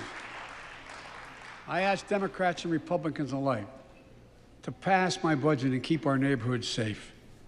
And we'll do everything in my power to crack down on gun trafficking, of ghost guns that you can buy online, assemble at home, no serial numbers, can't be traced. I ask Congress to pass proven measures to reduce gun violence. Pass universal background checks. Why should anyone on the terrorist list be able to purchase a weapon? Why? Why? And folks, I don't know about that assault one. weapons with high-capacity magazines hold up to 100 rounds.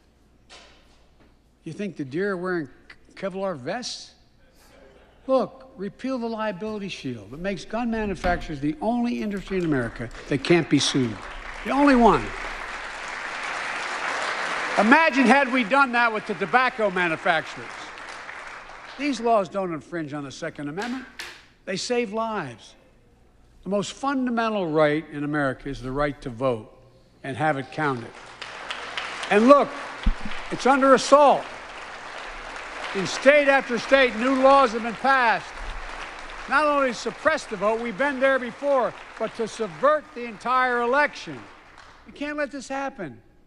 Tonight I call on the Senate to pass the Freedom to Vote Act, pass the John Lewis Act, Voting Rights Act. And while you're at it, pass the Disclose Act so Americans know who's funding our elections. Look, tonight, I'd like to honor someone who dedicated his life to serve this country. Justice Breyer, an Army veteran, constitutional scholar, retiring Justice of the United States Supreme Court. Justice Breyer, thank you for your service. Thank you, thank you, thank you. I mean it. Get up, stand, let them see you. Thank you. Thank you.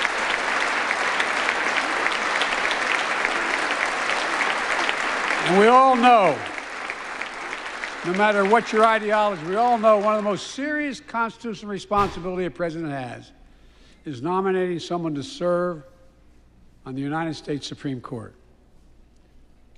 As I did 4 days ago, I've nominated the Circuit Court of Appeals, Ketanji Brown Jackson, one of our nation's top legal minds, who continue in Justice Breyer's legacy of excellence. A former top litigator in private practice, a former federal public defender, from a family of public school educators and police officers. She's a consensus builder. Since she's been nominated, she's received a broad range of support, including the Fraternal Order of Police and former judges supported by Democrats and Republicans.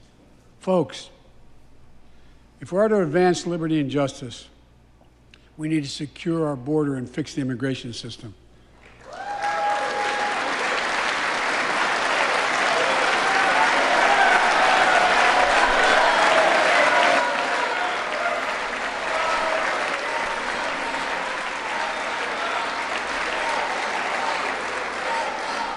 And as you might guess, I think we can do both.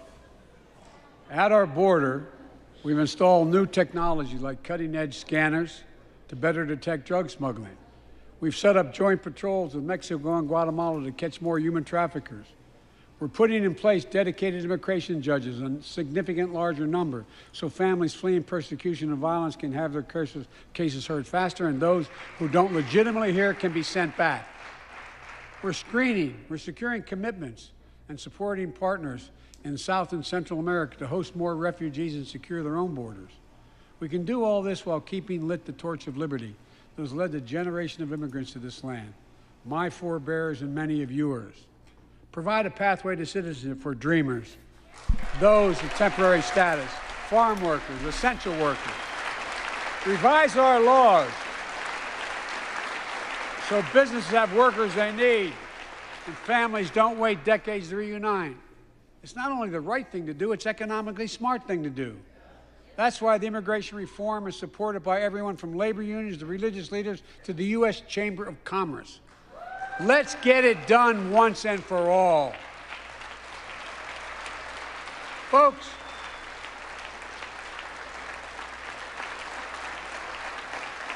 advancing liberty and justice also requires protecting the rights of women. The constitutional right affirmed by Roe v. Wade, standing precedent for half a century, is under attack as never before. If you want to go forward, not backwards, we must protect access to health care, preserve a woman's right to choose, and continue to advance maternal health care for all Americans. And folks, for our LGBTQ plus Americans, let's finally get the Bipartisan Equality Act to my desk. The onslaught of state laws targeting transgender Americans and their families, it's simply wrong. I said last year, especially to our younger transgender Americans, I'll always have your back as your president so you can be yourself and reach your God-given potential. Folks,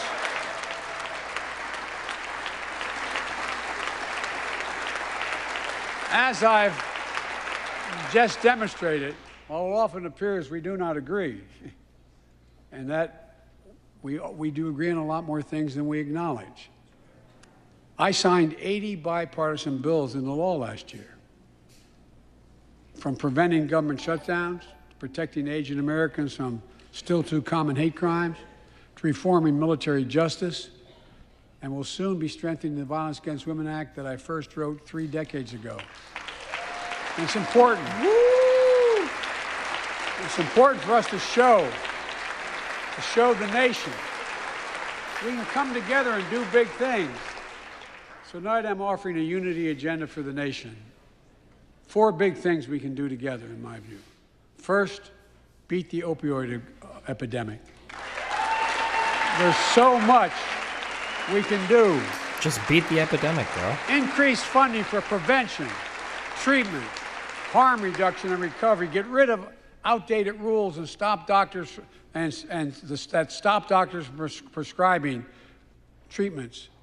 Stop the flow of illicit drugs by working with state and local law enforcement to go after the traffickers. And if you're suffering from addiction, you should know you're not alone.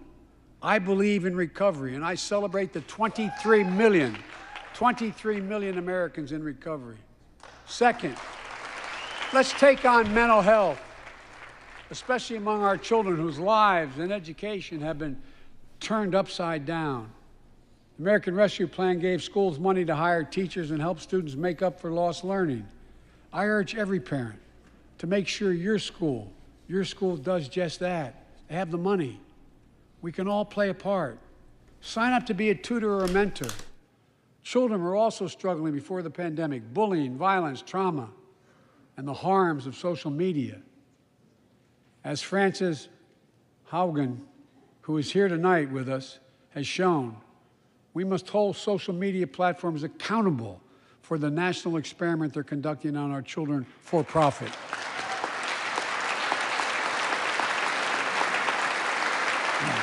Folks, thank you. Thank you for the courage you showed. It's time to strengthen privacy protections, ban targeted advertising to children, demand tech companies stop collecting personal data on our children, and let's get all Americans the mental health services they need.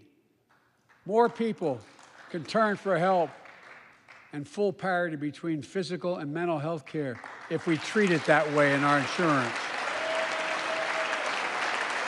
Look,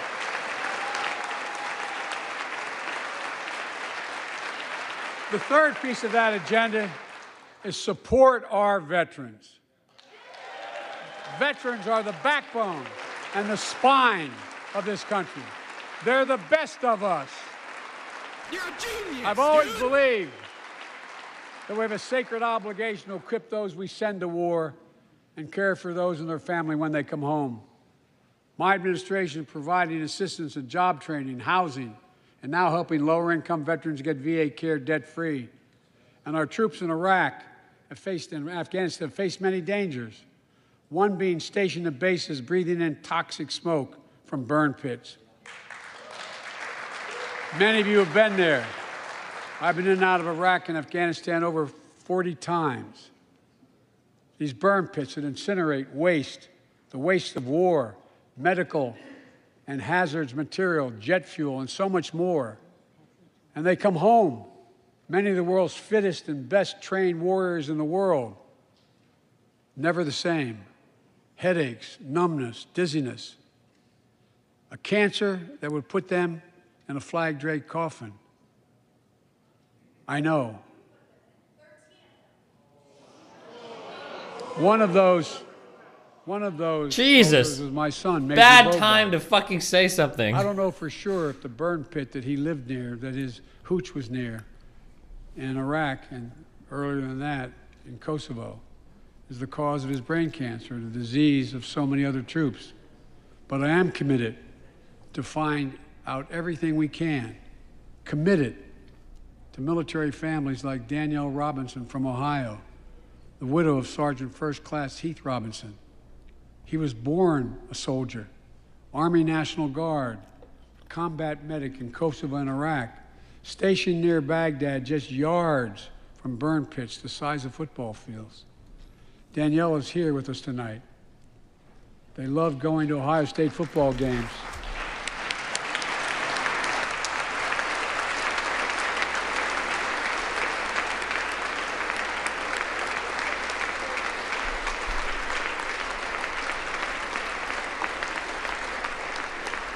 And they love building Legos with their daughter.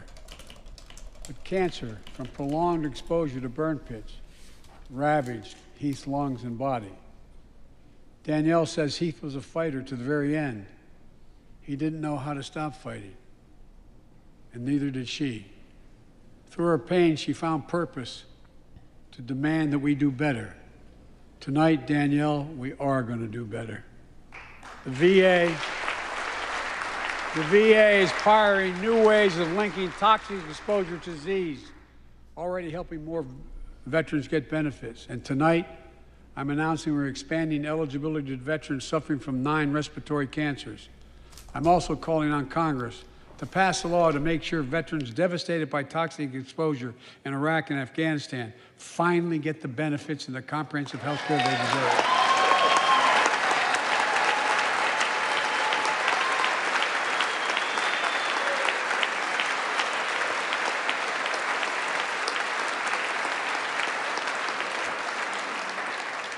And fourth and last, let's end cancer as we know it. This is personal. True. Dude, he wants to end cancer too? This guy's doing everything, man.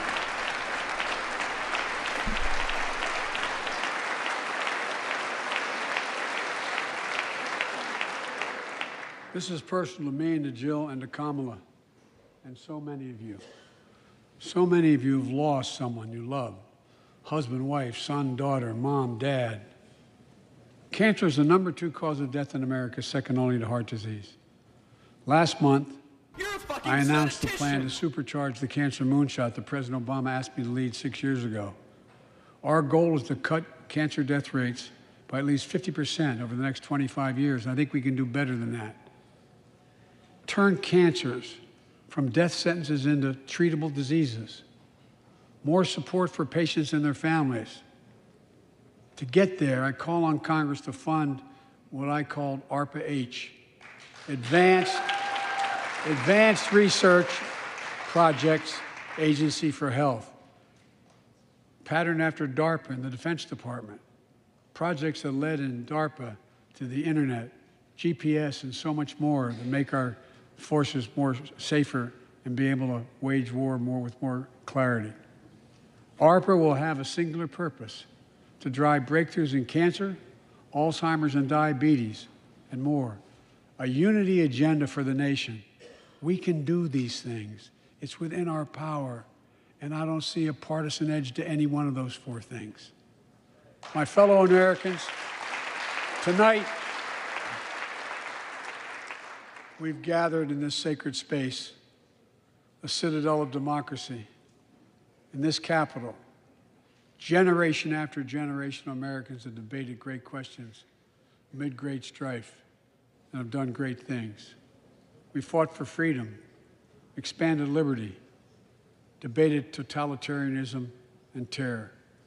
We built the strongest, freest, and most prosperous nation the world has ever known. Now is the hour, our moment of responsibility, our test of resolve and conscience, of history itself. It is in this moment that our character of this generation is formed. Our purpose is found. You're a genius, dude! Our future is forged. Well, I know this nation.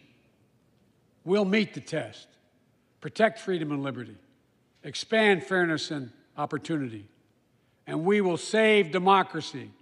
As hard as those times have been, I'm more optimistic about America today than I've been my whole life, because I see the future that's within our grasp, because I know there's simply Thanks, nothing Joe. beyond our capacity. We're the only nation on earth that has always turned every crisis we faced into an opportunity. The only nation that can be defined by a single word, possibilities. So on this night, on our 245th year as a nation, I've come to report on the state of the nation, the State of the Union. And my report is this: the State of the Union is strong because you, the American people, are strong. We are stronger today. We are stronger today than we were a year ago. And we'll be stronger a year from now than we are today. This is our moment to meet and overcome the challenges of our time. And we will, as one people, one America, the United States of America. Wow. God bless you all, and may God protect our troops. Thank you. Go get him. Go get him. True.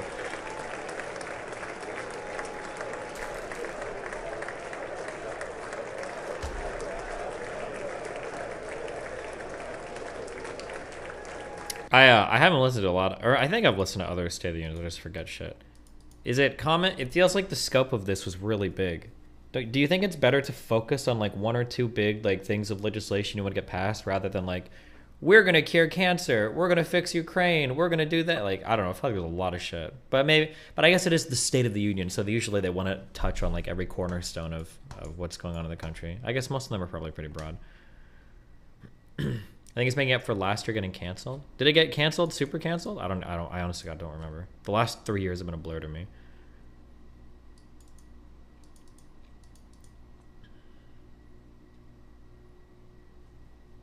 It's just soundbite fodder. Yeah, maybe. Oh, I can't have a State of the Union without Hassan reacting clips in chat. Thank you. Hold on. The answer is not to defund the police. It's to fund the police. Fund them. Literally everybody agrees with this now. This always was supposed to be the answer. The defund shit was such a disaster, and everybody across the United States that does politics seriously realizes that that was like a fucking disaster. I think everybody knows that now. Fund them.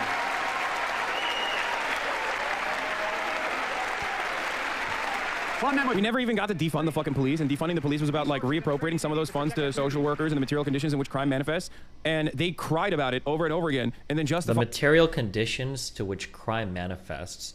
Do you know how much money you have to spend on entitlements versus like a police force? Like, do you think that you could just allocate some money away from a police force, like fix poverty? It doesn't even make sense. What? Being lazy by saying, oh, we never got the funding. You defund the police. That's why I won't solve crimes now. Motherfucker, you weren't solving crimes last year either, okay? And your funds never even went away. But of course, the fucking local news psychopaths and mainstream media as well went along with this narrative that like everyone was fucking dying in the streets because cops were not funded enough. And that's why America is a further reactionary state than it was before, year over fucking year, dude. Let's go. Let's go, Brandon. Okay. Began to return to their offices. Says the Porsche. That's not even a diss. Began to return to their offices. Says the Porsche owner. What the fuck does that mean? That's not even a diss. The vast majority of federal workers. What is that? Once again, work in person. Our schools. What is that? Yeah, I own a Porsche, dumbass. What do you want? Our kids need to be in school.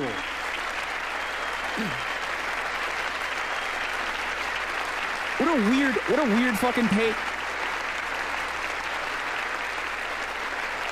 75% of adult Americans fully vaccinated. No other planet, like no other ideology dictates that the haters tell the person over and over again how fucking successful he is. Is very odd. And move. Dude, you're so fucking hot, dude. You live in a nice house, I bet. You have a fucking nice car. Fuck you, dude. You fucking piece of shit. Of course, continuing this costs money. So I'm not surprised. Wait, what? Don't tons of ideologies, especially the more radical ones, demand like some level of purity or commitment from their leaders? Isn't that like pretty normal for any like big... I'll be back to see y'all. I'm going to sue. Oh, I fucking got you, dude. You fucking dick. Vast majority. Okay, fuck. I know there's a response, guys. I honest to God, I only slept in the airplane today. I am beyond fucking tired. Okay. This kind of says, sure, you're wrong about the NATO shit. Set up the debate. Listen, I've read so much back and forth about this. Okay, the best you'll find among scholars is this. That there might have been like some verbal assurances given, But there were no agreements. There were no treaties. If you want to link an agreement or something, then fine. But the most you're ever going to get is like, well, there were verbal assurances that NATO, that the military jurisdiction, and that means future countries weren't going to go farther. Like, but the security situation across all of Eastern Europe changed when the Warsaw Pact dissolved. Why would you think a conversation with the Soviet Union, that conversation, well, you don't even have a treaty, you don't even have an agreement. Why would you think that would be relevant in a post-Warsaw Pact, post-Soviet Union world? The security situation across the entire continent is going to be different. Like, if you show me an agreement, knock yourself out. But this weak ass, like, well, there were verbal assurances. Don't care. Don't give a fuck. If it's not in a treaty, why would I care? Like, it's so stupid. It's so dumb.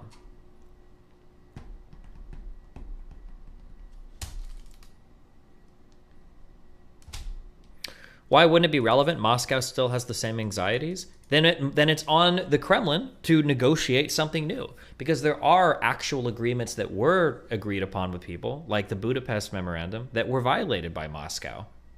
So, I mean, like, what does it matter at that point, right? Like, if you don't have anything in writing, if you haven't figured anything out, right? Like...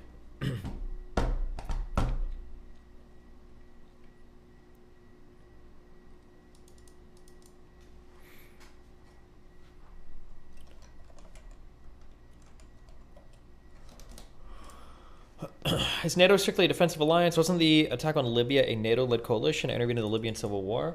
My understanding is the Libyan civil war had to do with, wasn't it generally agreed upon that there were human rights abuses that were occurring? Same thing with, some stuff I've read a lot about, some stuff I haven't read at all about. The first Gulf War was a NATO intervention as well, right? Or am I wrong on that? For the first Gulf War, against Saddam Hussein? Or was that just the United States unilaterally led? I don't remember. Or it might have been the UN. What else was NATO involved in? I think NATO was involved for Kosovo and I think Yugoslavia, but I don't know the extent to these.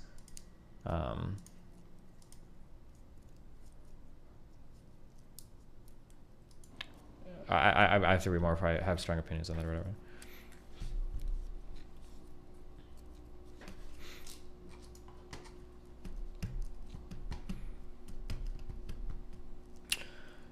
Is the debate with Hinkle and Haas really worth it for you? Yeah, it's always fun to learn shit, so.